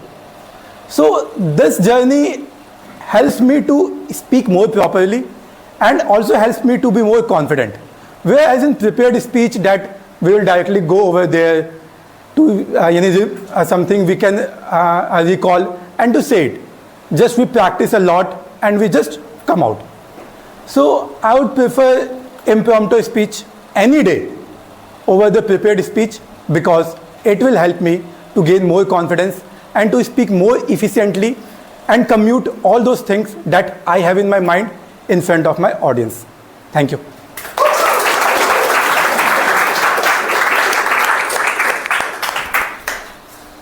Thank you, Toastmaster Abhishek, for sharing your take on impromptu versus prepared speeches. I think when I joined Toastmasters, and for every newbie into Toastmasters, the idea is, okay, prepared speeches or impromptu speeches.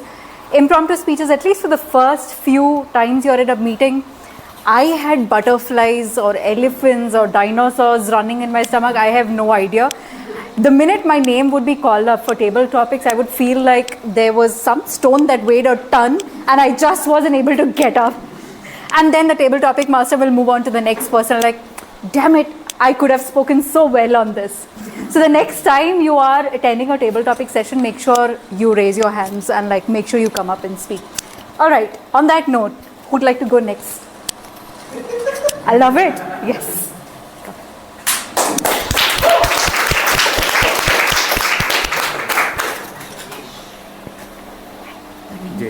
Jayesh, Toastmaster Jayesh.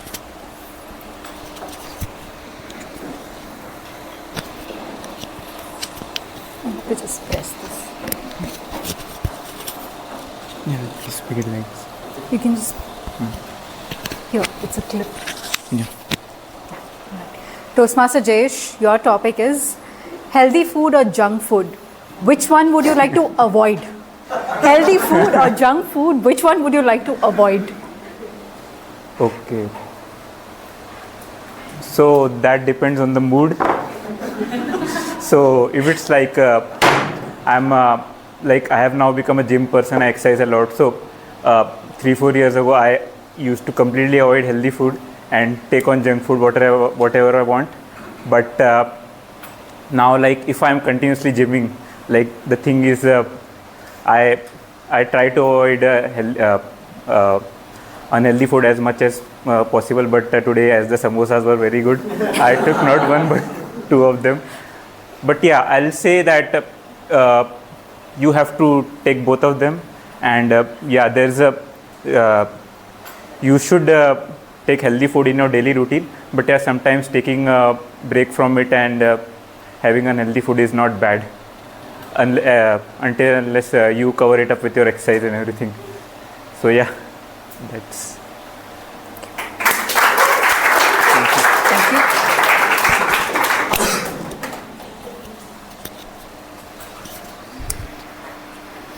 Thank you, Toastmaster Jayesh, for sharing your views. I am someone who can't avoid any kind of food, as is evident. Whether I'm working out or not, I love food. I'm a foodie. Especially when I'm traveling, I love trying out the street food. I love trying out the cuisine, the fine dining as well, because trying out food from different cultures, various cultures, also teaches you a lot about the place and the people there. So the next time you're out traveling to a new place, make sure that you try out the local cuisines there so that you learn a lot more about the culture and the place through the food. All right. I saw a lot of hands up the, yes, please go.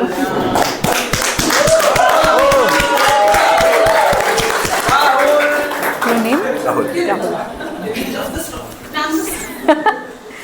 Toastmaster Rahul.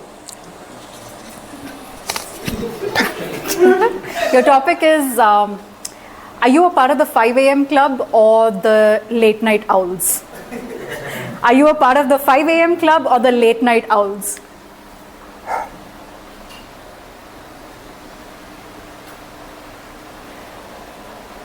Good afternoon, everyone. Good afternoon. The question asks me to pick a side. Am I part of the 5 a.m. club or am I part of the late night club? But if you ask me, as someone who has stayed up till 5 a.m., does that qualify as the 5 a.m. club, guys? I think it does. I'm very healthy because I sleep at 5 a.m. and then I wake up at 2 p.m. I have my breakfast at 5 p.m. and then it's all a mess all over the place. So I think I'm very healthy when it comes to eating and sleep schedule.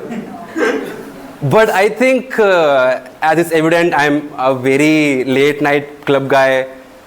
The last time, I think, I remember when I was in college, I used to watch a lot of Netflix shows, animes, anything. And I would binge watch like 20, 30, 40 episodes in one night. And I used to live in hostels, and around 12 a.m., everything would be silent. Everyone is asleep. There's me and my roommate lights on, just gossiping, watching TV shows, and you think, guys, are we going to be successful? Is this the right thing that we're doing right now? I feel like we're not going ahead in our life right now. So I think I'm definitely the late night club guy. Thank you.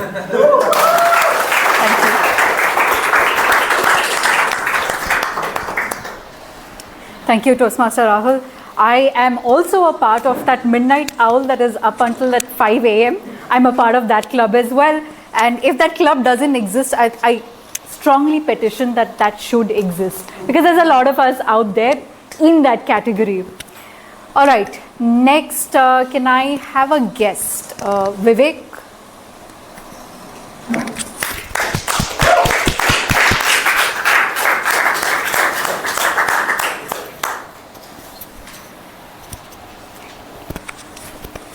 I'm no more a guest though. I joined a couple of days back. Awesome. Right, welcome. Toastmaster Vivek, your topic is what motivates you the most? What motivates you the most? Toastmaster Vivek.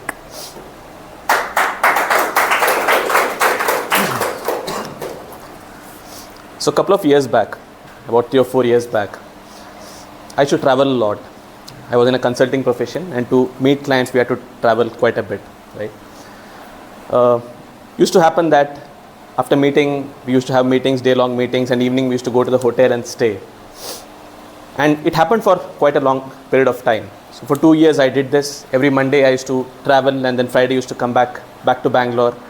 And I used to be in the hotels almost 5 days a week for 2 years, right? Roughly around after 1.5 years or close to the end of the second year, right, I started getting some questions in my head. Why am I doing all these things? What is the purpose of life? There was a fan in my hotel room which I used to observe every day, and I used to get the question, why does it always turn clockwise but not anti-clockwise? Now these are the questions that I started getting because I was in the same kind of a lifestyle for 2 continuous years. Right? Coming back to the question on what motivates me, right? There is one thing that motivates me, and that answer is change, right? So we do certain things day in, day out, right? As bachelors, we go out with friends, we have weekend parties, we spend time with them, and then we move to a stage. Right now I'm married, I have a daughter, right? I take a lot of time spending time with my family, right? But one thing that has kept me motivated through this entire journey is that the new phase of life, what I look forward to, and then what I can achieve out of my life, right? So we have phases where we enjoy it for a particular amount of time, and then there always comes a time where we always look forward to something new, right? And that is the reason I have decided to join Toastmasters. I've had the opportunity of meeting some wonderful people like Mazahir and Raj and many others, and I'm sanguine that this will give me an opportunity for the next phase of life and what change this is going to bring forward. Thanks everyone.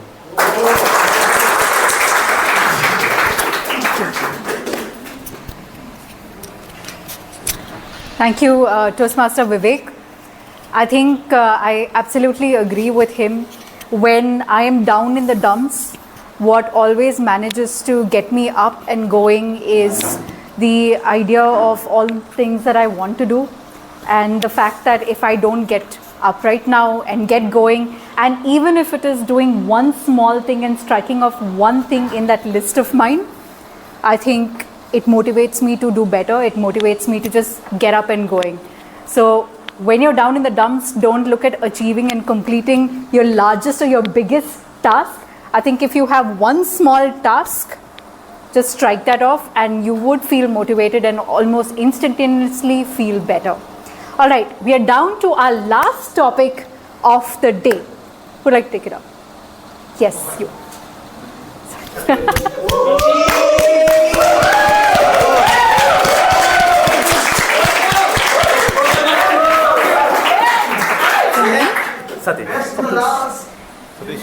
Big. Toughest, huh? Toughest or the easiest? Toughest or the easiest. All right, topic for Toastmaster Satish. when you wake up in the morning, the first thing, do you want to accomplish your toughest task or the easiest task? When you wake up in the morning, the first thing, do you want to accomplish the toughest task or the easiest task? Toastmaster Satish. Thank you. Thank you, Nivi.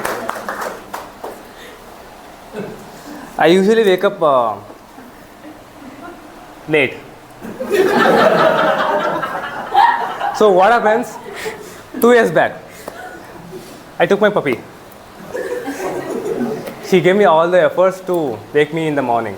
She doesn't do anything. She comes and she will lick my face every day.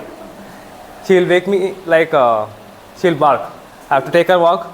If I don't take her walk, she will be like, she'll come with me and she'll scratch my face, at least something. She'll do something annoying things. For example, I started taking an initiative that I have to wake up early and I have to walk. I took her for some days and I dropped it again. And she was sleeping with me later nights till 9 a.m., till 10 a.m., whatever it happens. Then things, she is getting older. She is not listening to my words. She is getting her own attitudes. I couldn't able to handle it. I wanted to train her. So later, why I doing this? I want to train her because whatever the things I'm lazy guy. To be honest, I'm lazy guy. Because of my attitude, my creator, my way of living, she is adopting. Same, she is learning some things. Okay, not everything. So my puppy called her name is Brownie. Everyone tease her name here from my club. Big Daddy is the one reason. TBG, yeah. Fine. At the last, thing is, she is the one who made me learn a lot of things from her, from the worst to best, and I am the person who learned better in her and better because of her. Thank you. I went out of the mic. Thank you. Thank you, Toastmaster Satish. For those of you who are struggling to wake up early in the morning, I highly recommend fostering a pup or an adult dog. Reason being, I have a dog and I am someone who struggles to wake up in the morning, even if it means like I have an early morning meeting. And like Toastmaster Satish said, my dog has adapted to my lifestyle. It hasn't been the other way around. So if I sleep in late, this guy is just going to come next to the bed and he will stare at me and give such a disgusted look.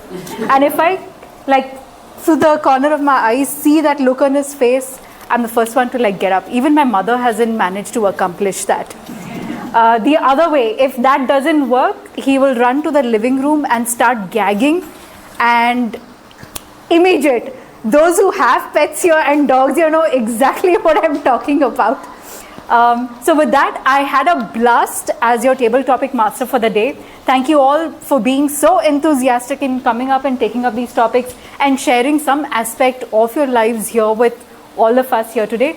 With that, I share the stage back to our team mod for the day, Toastmaster Subhash.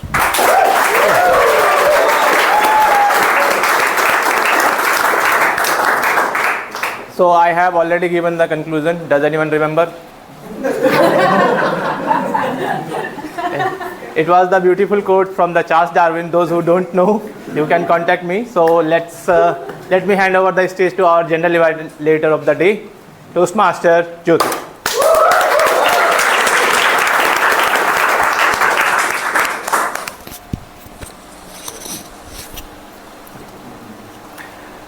Thank you, Toastmaster Subhash. Ladies and gentlemen, I stand before you once again today. We have reached that point of our meeting where the presenters have completed their deliveries, and it's time for us to take away how successful they were and where we can potentially improve ourselves and all become better communicators. To start us off, we should look at time. How effectively did people use their time on the stage today? And for that, I request the timer of the day to take the stage and provide his report.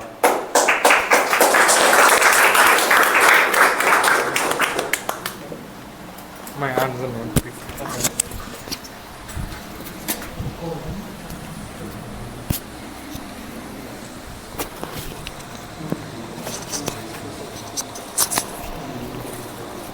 Oh, now how do you put this on? Oh, thank you. So I am back with the report. Starting off with the speakers. First thing, starting off with the speakers. Abhinandan Anna, Anil Anna, Sahana Akka. All of them went within the time limit itself. But unfortunately, Nitya Akka, you took 10 seconds extra. That is 7 minutes 40 seconds. I am sorry. And then coming to table topic speakers, Carol Akka, Raj Anna, Subhash Anna, Kevin Anna, and so on. All of you did very great within the time limit itself. Evaluator thing is over.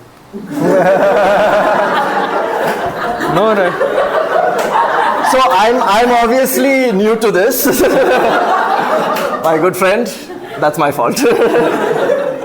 So I will invite the timer to take the stage once again, once the evaluators for the prepared speeches have given their reports. So with that, hopefully this impromptu has saved our section.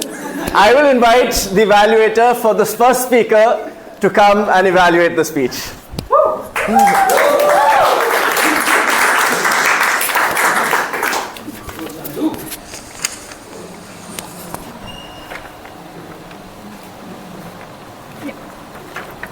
So good afternoon, everyone. Good afternoon. And a special good afternoon to Toastmaster Abhinandan.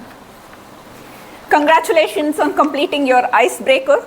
You broke the habit again and taking the first step to begin this Toastmaster journey. Let me go ahead with the points that went well. The very first one, with respect to the structure of the speech, the introduction, body, and conclusion of your speech was very well done. The background that you gave with the carnival going on and where you used the descriptive words like huddled groups, muffled voices, it really gave us the context of how you how you landed up in a neighbor's place where you were playing with a pup. That was well done. Moving to the second point, the appearance, which you initially were looking into the mobile and slowly started opening up with a smile. And the third point was with respect to your mannerisms of delivery, you started also showing some gestures with your other hand, although the one hand was busy with the mobile. And when you said about lucky child and you had no nervousness when you went to show to your siblings about what you got instead of them, there were certain facial expressions and the gestures coming automatically, which was noteworthy. Moving to the fourth thing which was well done was you shared the appropriateness to the speech purpose, which is breaking the habit, getting out of your comfort zone. You shared your vulnerabilities and inflection points, which is commendable. One area that could be improved is with respect to the practice and preparation, of course.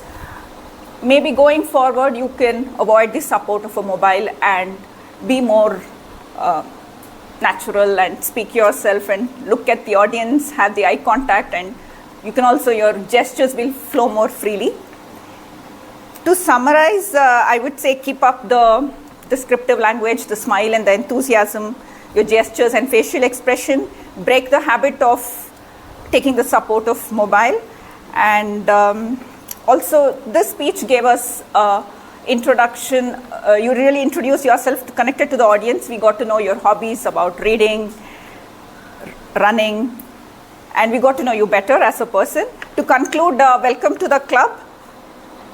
Ensure you constantly get out of your comfort zone and share more success story with us. Over to you.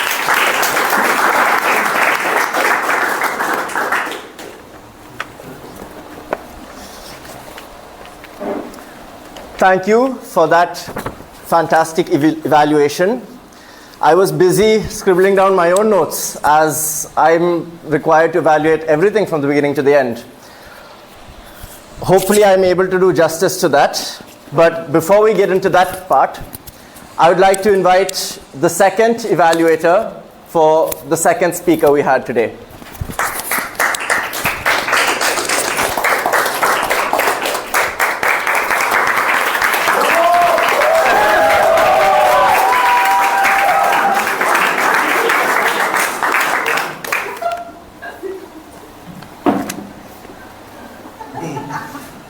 Good afternoon, everyone. Today, Toastmaster Anil shared a simple yet hilarious story from the lockdown 2020. Now, let's see what were the highlights according to me. Number one, rich storytelling. What attracts simple people like us? Stories, personal stories. And I think Toastmaster Anil used the personal story anecdotes to the maximum. To quote a few instances, living alone in Mumbai, then traveling to Bangalore, then the shopkeeper, conversations with shopkeeper, living in PG, police station hangouts, and finally sharing learnings from living in lockdown. I think all this kept the audience engaged throughout the entire 5 to 7 minutes window. We were kept wondering, what next, what next? And that is a trademark style of rich storytelling. Moving on to the second highlight was the effective use of humor to the maximum. I felt that Toastmaster Anil tapped to the potential of humor to its highest. To quote a few instances, I felt emotional while seeing my boxers. Police station became my hangout place. And finally, lungi and track pants got independence from me. I think all these throughout the story kept the audience light-hearted. Number three, pace. First time in almost 2 months, I spent 70% listening to your speech and 30% writing. That was possible because of your pace. You had a very accurate speed at which you spoke. You gave audience ample amount of time to think and comprehend what you were saying. Now moving on to the areas of improvement, I thought you had good amount of opportunities to exercise vocal variety in your speech. For example, banging vessel. You could do something like, I went to my balcony and started doing tan tan tan tan tan tan tan tan tan. Second instance, when you were having conversations with the shopkeeper. Bhaiya, shirt, pant. I don't have shirt, pant. I have boxers. Do you want one? These kind of conversations will uplift your stories. Number two, unintentional body movements. I felt throughout the speech, most of the times you were looking downwards. I attribute that to unintentional body movements, and also you had clasped hands. So being conscious of the audience and your body movements will really help you uplift your speech. And finally, the number three, I felt the conclusion can be made more powerful. Your conclusion was food, shelter, clothes were the top 3 basic needs. You could do a callback from the previous thing. I was doing hangouts with police. That made me realize that we need social connections. Something like this. To summarize, by exercising your vocal variety, keeping an eye on your unintentional body movements, and working on making your conclusion more powerful, complemented with your rich storytelling, effective use of humor, and your accurate pace, can lift you notch higher in your pathways journey. Back to the general evaluator, Toastmaster Joe.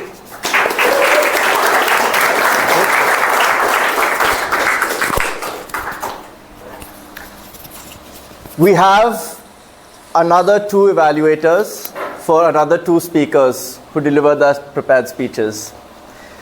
I'm really curious to see how these go, because so far the evaluations that I've been hearing, very well structured, very well organized, and they're actually giving you actionable feedback. It's not just this went well, this could have gone better. They're telling you what you can do to actually put that to practice and make yourself improve. So keep it up. Let's hear the 3rd evaluator for our prepared speaker today.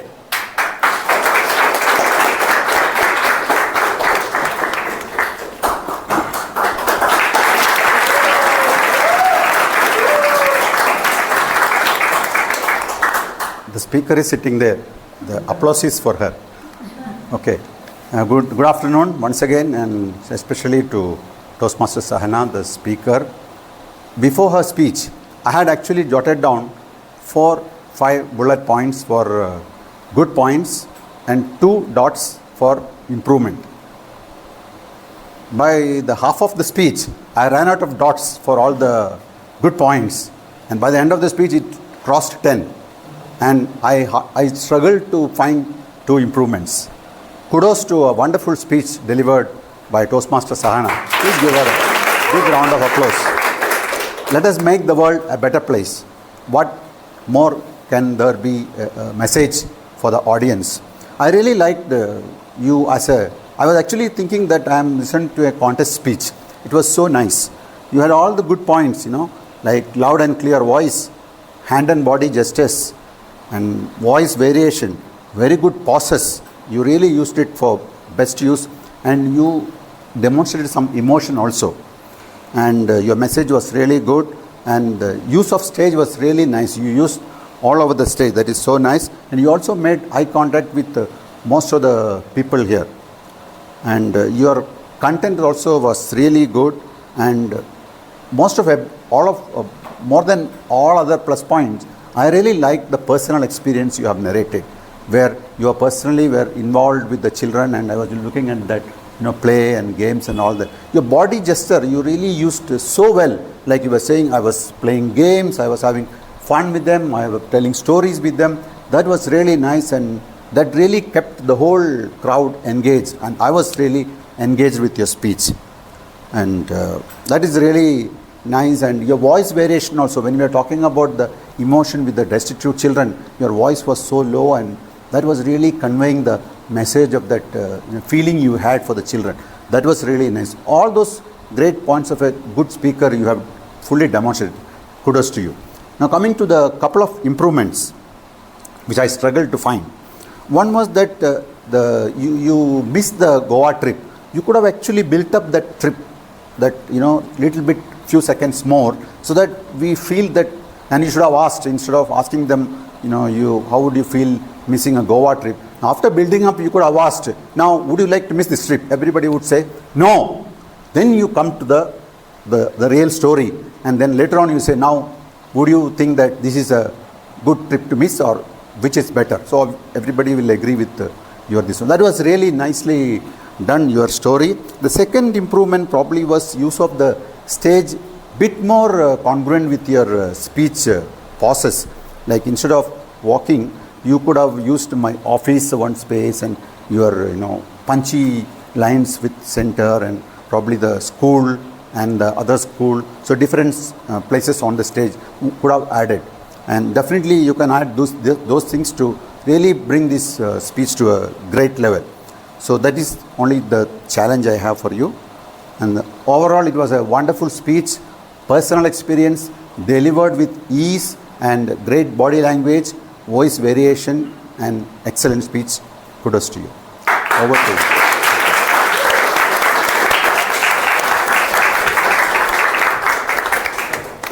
You can take a snap. That's 1, 2, 3 evaluations that we've done out of 4 prepared speeches we listened to today.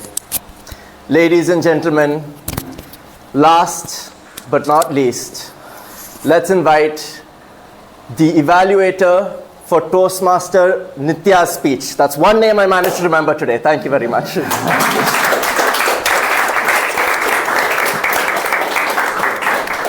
Good afternoon, everyone, and a special one to my target speaker.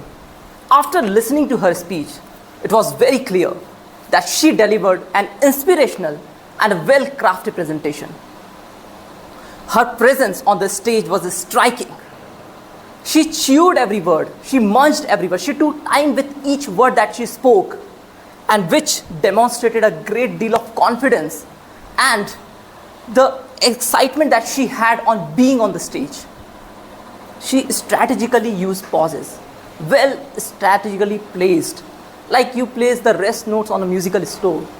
And that made us harmonize her instances with our personal lives. Like, for instance, racial discrimination. I have been a personal witness to it, a logical witness to it since the childhood. And I had a friend of mine who had similar stories, and she had shared that insights with me as well. And I could relate to that story as well. And the cherry on the cake, expressions. Expressions through words. When you said, brown cheeks burnt after listening to this. Brown skin, purple lips, akin to baby chimpanzee. The ugly reflection of me stared back. Her storytelling was impressive, with vivid portraits, which all added a touch of elegance to her speech. Her unique stories and illustrations added authenticity to what she was delivering.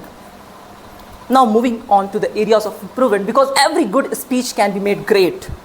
And in the onus of her whole speech, I felt that the pace of her speech remained fairly consistent.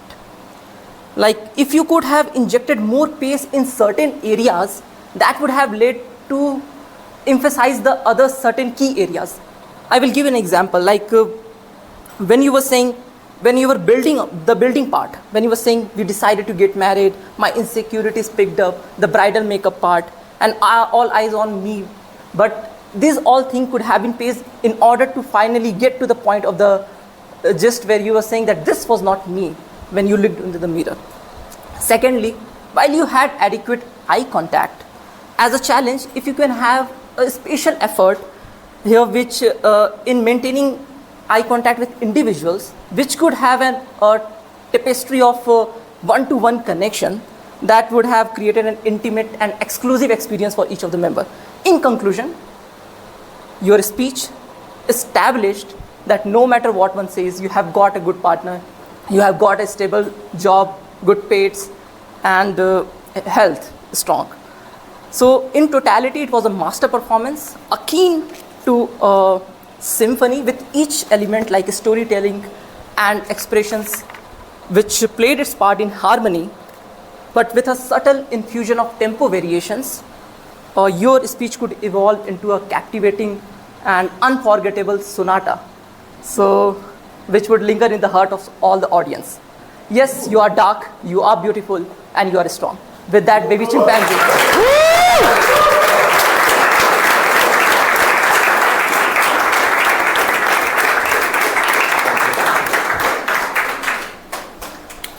What a high note to end on in terms of evaluating the prepared speeches.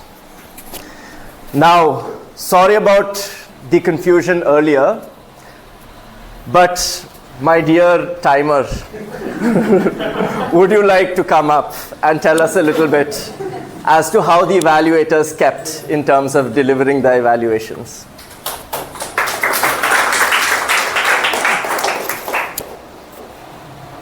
Okay, we'll start fresh once again. So, coming to prepared speakers, Abhinandan, Anil, Sahana, Abhinandan, Anna, Anil, Anna, Sahana Akka, they took within the time limit. But Nitya Akka, I am sorry once again. You took 10 seconds extra, that is 7 minutes 40 seconds. So, coming to the evaluators section, first coming to Chandrima Auntie.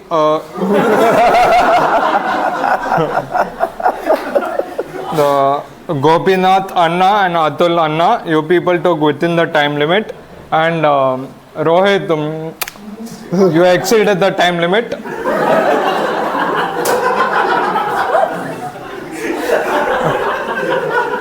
Coming to Coming to table topics, Kerala Akka, Raj Anna, Subhash Anna, Kevin Anna, Bhupen Anna, Jimmy Akka, Ihab Anna, Ihab sir, Shubhangi Akka, Ayush Anna, Tripti Akka, Abhishek Anna, Abhishek uncle, right? Oh, you sorry. Abhishek Anna, Jayesh Anna, Rahul Anna, Vivek Anna, Satish Anna, all of you took within the time limit. Great. I will go back now. Thank you.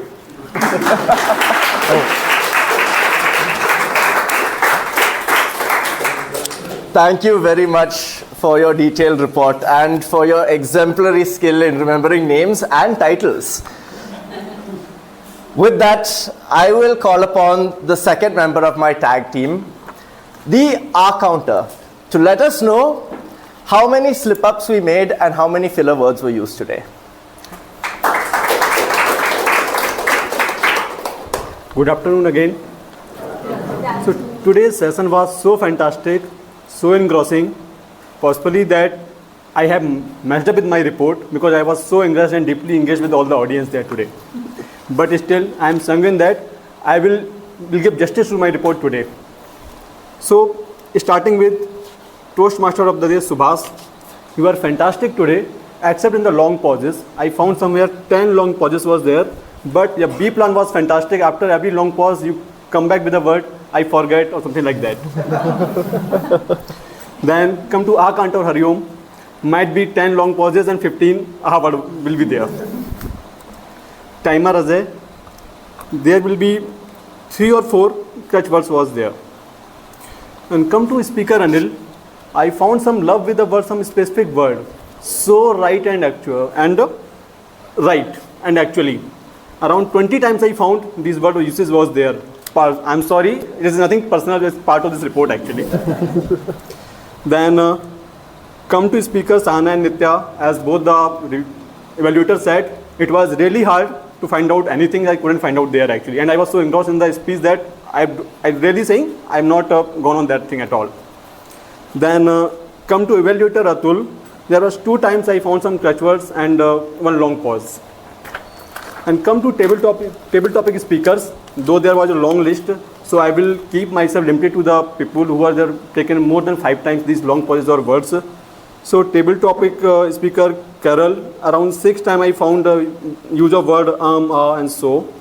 And table topic speaker Bhupendra, around 7 times this word was uses was there. And Jayesh, around 3 times. Rest all fine. This is my report. Thank you so much. Thank you.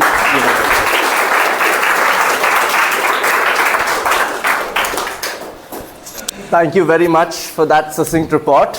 We'll keep in mind to not pause for too long. And with that, I will call upon the final member of my tag team, the grammarian, to let us know how we use language today.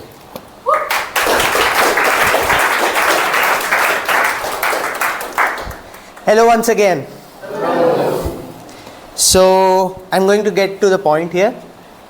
In terms of incorrect usages, some notable times that I found was when we're talking about time, especially past time, if we're talking about a large magnitude of years, we can use many years ago instead of many years earlier, right? The next few phrases that I found incorrect have been switched up from what they were actually said to maintain the anonymity of the speakers who said them. In case the speakers would like to know where exactly they went wrong, they can approach me after the meet. People take every chance, then remind. This can be rather phrased in people take every chance to remind me. Arrived to the city or arrived at the city is much more appropriate than arrived city. Similarly, exited to the city is not a correct phrase. Rather, just use exited the city or left the city. Clothes were not fitting to me. A better approach would be to say clothes did not fit me in that scenario. This number continues to raise. it would be better to say this number continues to rise. Another skill learned. I think for the usage that was applicable, it would have been much better to say another skill I learned or another skill learned. Finally, controversy with this topic. It would be better to say the hypocrisy with this topic or the irony in this topic. Now coming to the good phrases that I heard throughout the day. Toastmaster Subhash mentioned beauty lies in the eye of the beholder, something that we should strive to use in our day-to-day conversations. Similarly, Toastmaster Nibi said burn the midnight lamp. And another good phrase that I heard from Toastmaster Abhinandan, our first prepared speaker, was inflection point, which is something I fancied and will hope to use in the future. Finally, in terms of the word of the day was sanguine, and Toastmasters Abhinandan, Jyoti, Nibi, Jimmy, Vivek and Hari Om used them. And for that, I would like to commend them all. On a final note, after watching today's performances, I am sanguine about our collective progress towards becoming effective and better communicators. Thank you all.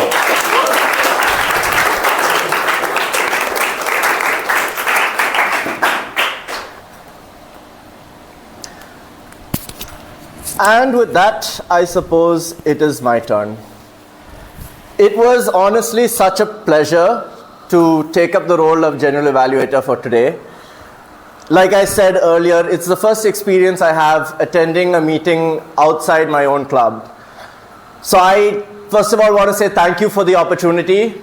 You guys have been a fantastic audience, crowd, set of organizers, and it makes me feel proud to be a part of this community.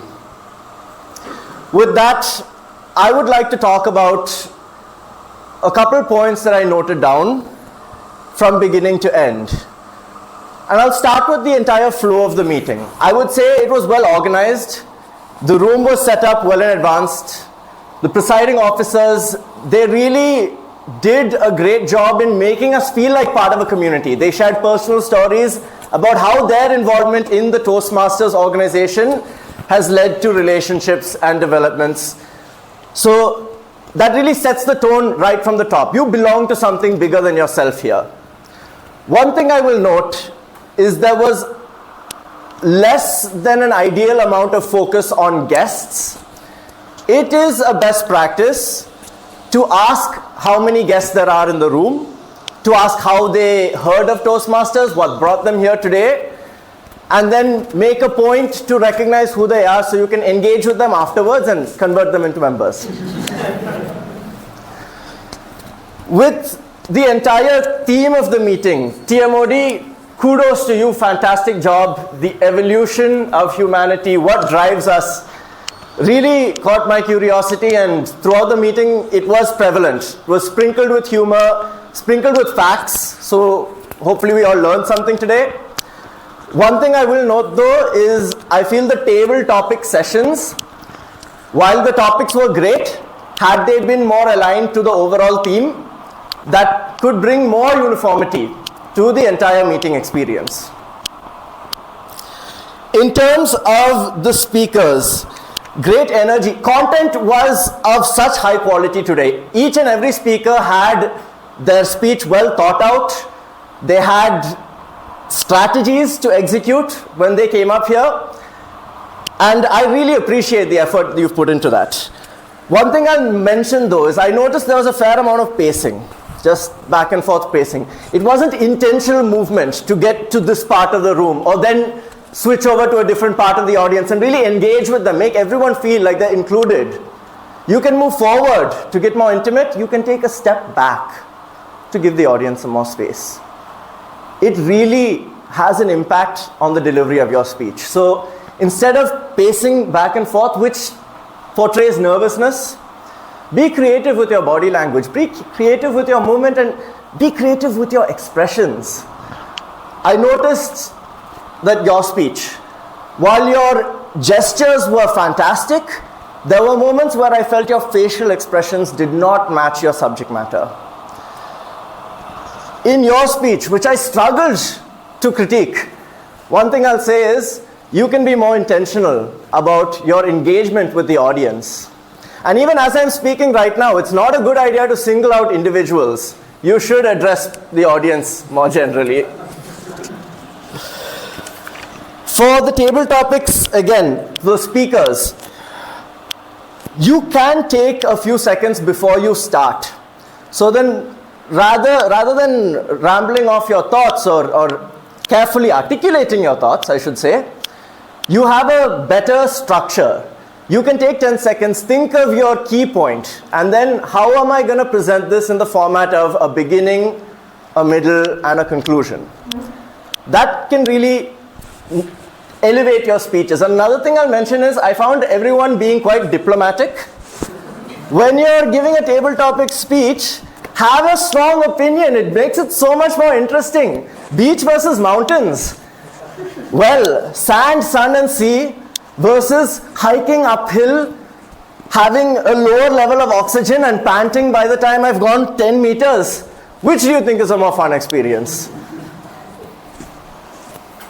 In terms of the evaluators, for my tag team, while you are so great at keeping details, try and put more emphasis on actionable feedback. Timer, tell people, you could have slowed down at this part, or you could have sped through this part more. We didn't need so much of an explanation around XYZ topic. Recommend how they can more effectively use the time.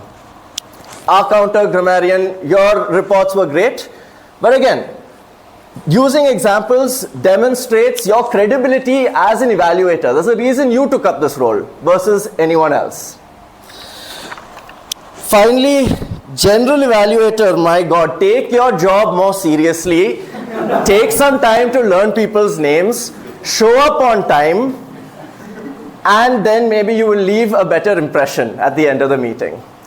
Overall, one final point I would like to mention for the organizing team is it would have been great to get on call with one of you as an active member for the meeting, taking up one of the roles.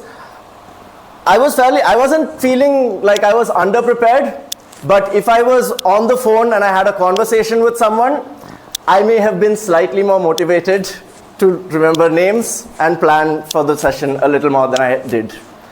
So with that, I will conclude my evaluation and hand the stage back to the Toastmaster of the day.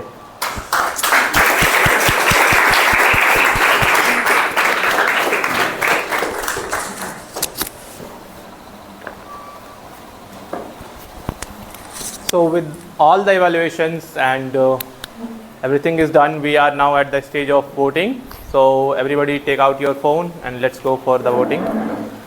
For the evaluators and auxiliary role takers, link is bit.ly hsrtm-v2.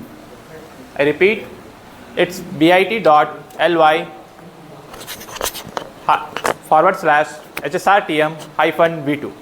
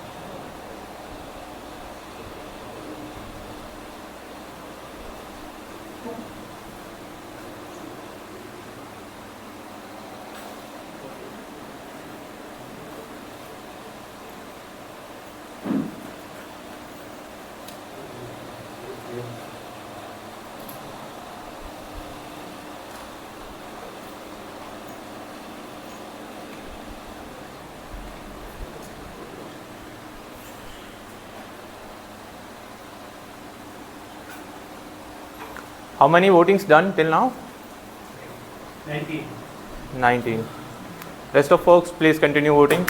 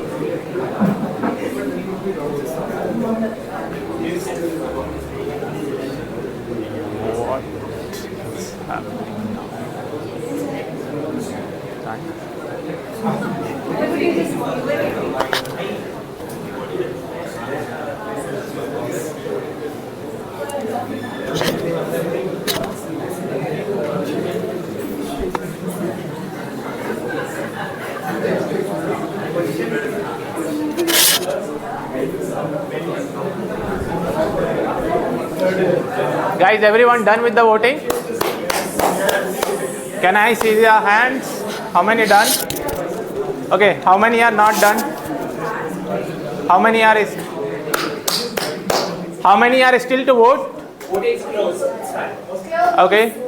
So let me hand over the stage to our presiding officers, Toastmaster Akshay and Toastmaster Mujahid.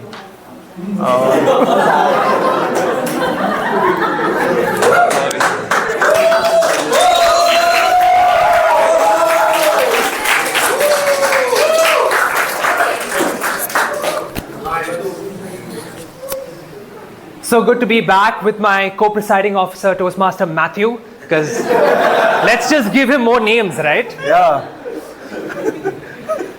So I think we all had a great time today. How did you guys enjoy yourselves today?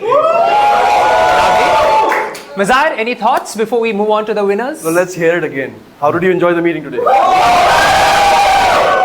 And how excited all of you are for the winners?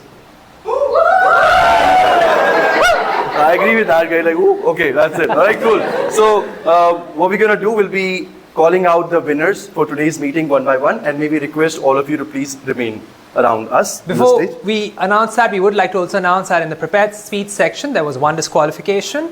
In the speech evaluation section, there were 2 disqualifications. And in the table topics section, there was 1 disqualification. On that note, Zahir? Yes. There was only one disqualification in the evaluation. You correcting your own. Sorry, yes, you're right. 1 disqualification in evaluation. It's between you and your president. What he said, I'm going to believe him. What you're saying, I'm going to believe. That's right. I'm like that student in accounts class, you know. Every professor of mine is right. All right, cool. So let's hear it first in the order of how they came. Before I introduce the best speaker, let me request and come. Let's welcome with a huge round of applause the best evaluator, speech evaluator of today's meeting, Toastmaster Atul. Congratulations.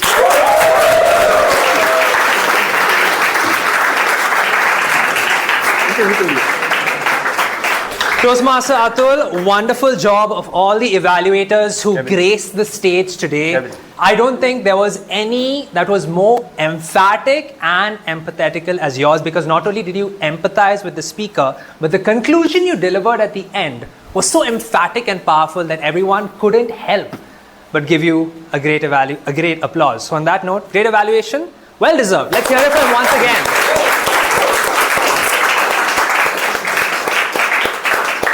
Stand right here. The amount of time that the speech evaluator takes on the stage is always lesser than the amount of time the speaker has prepared for their speech. Without further ado, let's welcome the best speaker for today's meeting. It goes to Toastmaster Sahana.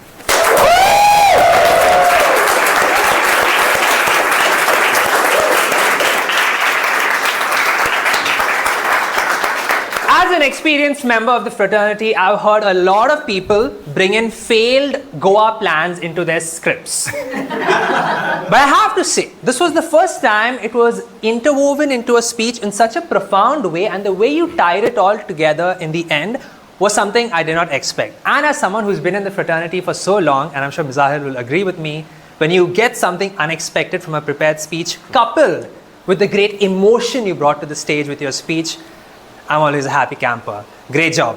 Wonderful job.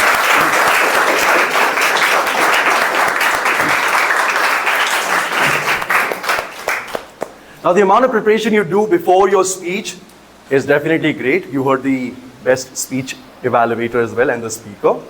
There's something else also happens impromptu, what you do right here as a best supporting role player.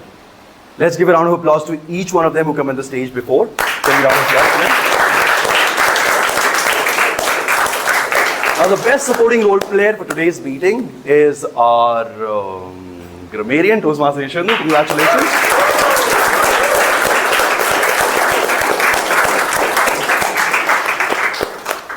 Yashendu, if I had to type into Chat GPT, what would the class topper look like if he was a grammarian? It would generate a 2-minute video of what you did just today. So prim, proper and polished, and in the end your conclusion was so humble, and I just couldn't help but once again enjoy it so much. Something that I haven't seen in so long. A grammarian report that was so slowly paced and with so much emphasis and credit given to the people who used the word of the day. And I have to say, I am hopeful that my members take a sanguine approach towards all their future grammarian roles. Thanks to Yashendu. Wonderful job.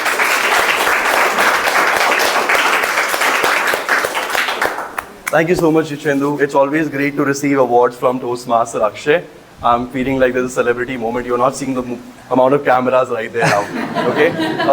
So you do have the best speech evaluator with a prepared speaker who prepared before, and an impromptu role player, best supporting. And now let's talk about the prepared role player.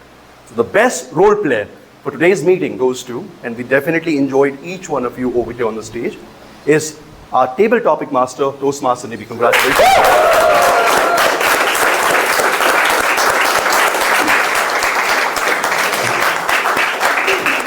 I always tell any Toastmaster I meet in the fraternity, the hallmark of a perfect table topic section is how many people you bring onto this stage. You had the wonderful excess of time and you utilized it so well that by the end of it, I think it was undoubted that you had the most engaging section of the meeting. That too, complemented by wonderful, engaging topics with so much variety. And it's my personal opinion that it's great that you actually chose something out of the theme, because I don't think that section would have been that memorable otherwise. Very good job.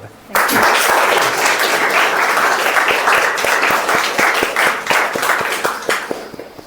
Now, before I move on to the category of best table topic speaker, I must also acknowledge the amount of preparation which must have gone behind the theme. I mean, it was really well knitted. Also, our general evaluator would like to thank you. For many of you who may not know, the general evaluator is from a different club. He's neither from HSR nor from Whitefield, because the idea was to hear it from a neutral person. It shouldn't be like, oh, I know this person, so I will probably, and we do that as part of attendance. Can we have a round of applause for our general evaluator and people?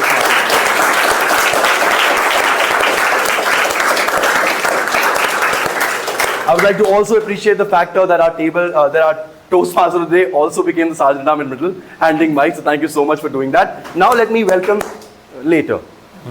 Let me now welcome the best table topic speaker for today's meeting. And before I go ahead, not that I'm really promoting our standee right here, which is hidden, it does talk about taking that first step. And no matter what, as an audience over there, we always feel, I wish I was that person who got that topic. I wish I could have spoken about mountain. I'm from a plain land, right? It is so difficult the moment you come on the stage and you speak about it. You're having that, that moment of breath. You don't know what you're going to speak. You don't know how long to speak for. So it's always special for everyone and anyone who come on the stage and deliver a table topic. Having said that, one of them did a really good job and you all voted. Let's welcome the winner as the best table topic speaker for today's meeting, Toastmaster Ehab.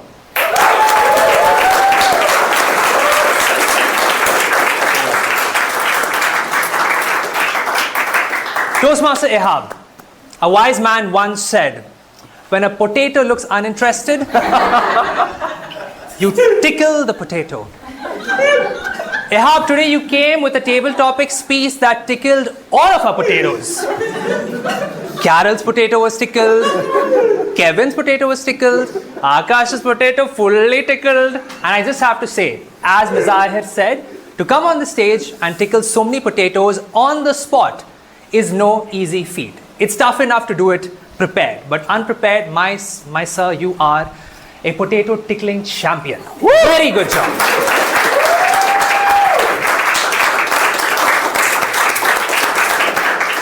May I request all the best role players in the same order as you are. Actually, I'll go in the corner this side and get me here. And let's congratulate all of them once again with a huge round of applause, guys. I'm going to use the tracer to help my life. Guys, cheese. Cheese. Yeah. You guys may take your seat. All role players. Just plug. Will I make any announcements? Yeah. Okay, Go make the announcement. I'll be ready. All right, two quick announcements, and this is mostly specific to HSR Toastmasters. The first announcement is that it's 2:04. Unfortunately, we're 4 minutes late. Apologies. We will spend 10 minutes as soon as the meeting ends to just socialize once more members. But after that, at roughly 2:16 p.m., I would like all the members to gather to one corner of this society. Piyush has approved for it, where we will be shooting some content in conjunction with our 375th milestone meeting next week. Which brings me to my second announcement. This is for Mazahir and for all the members of Whitefield Toastmasters as well. HSR Toastmasters, it's celebrating its 7-year anniversary and its 375th milestone meeting this coming Saturday, October 28th, 5 p.m. to 8 p.m. at the Majesteen Sports Center. Mazahir is going to be there. I really implore all of you to be there. It's going to be a huge celebration with a lot of prolific speakers. So why not have some fun with all of us? Thank you so much. And Mazahir, would you like to have any announcements? One quick announcement. HSR did 2, so Whitefield should at least do 1. Do 3, no? So Akshay spoke about how you grow as a speaker, right? He did mention about somebody who's a champion and all of that. By the way, a champion of District 121 is right here. We would like to let you know that as a club, we have our club table topic and speech evaluation contest coming up. The room will be the same, the time will remain same, 11 o'clock next week. Right here, Whitefield Toastmaster is conducting its speech evaluation as well as a table topic contest. If you haven't nominated yourself, Piyush is the guy to go to. So please do so. And having said that, we really appreciate everybody coming forward, coming together for this meeting. By looking at all of you, I don't think so this is a festive weekend. I don't think so. I think this is the festive weekend, right? Over here, all of you would like to thank each one of you for coming over here. And we both, as the presiding officer, let's close the meeting together. Let's take the gavel, Akshay, and let's bang it together. 3, 2, 1.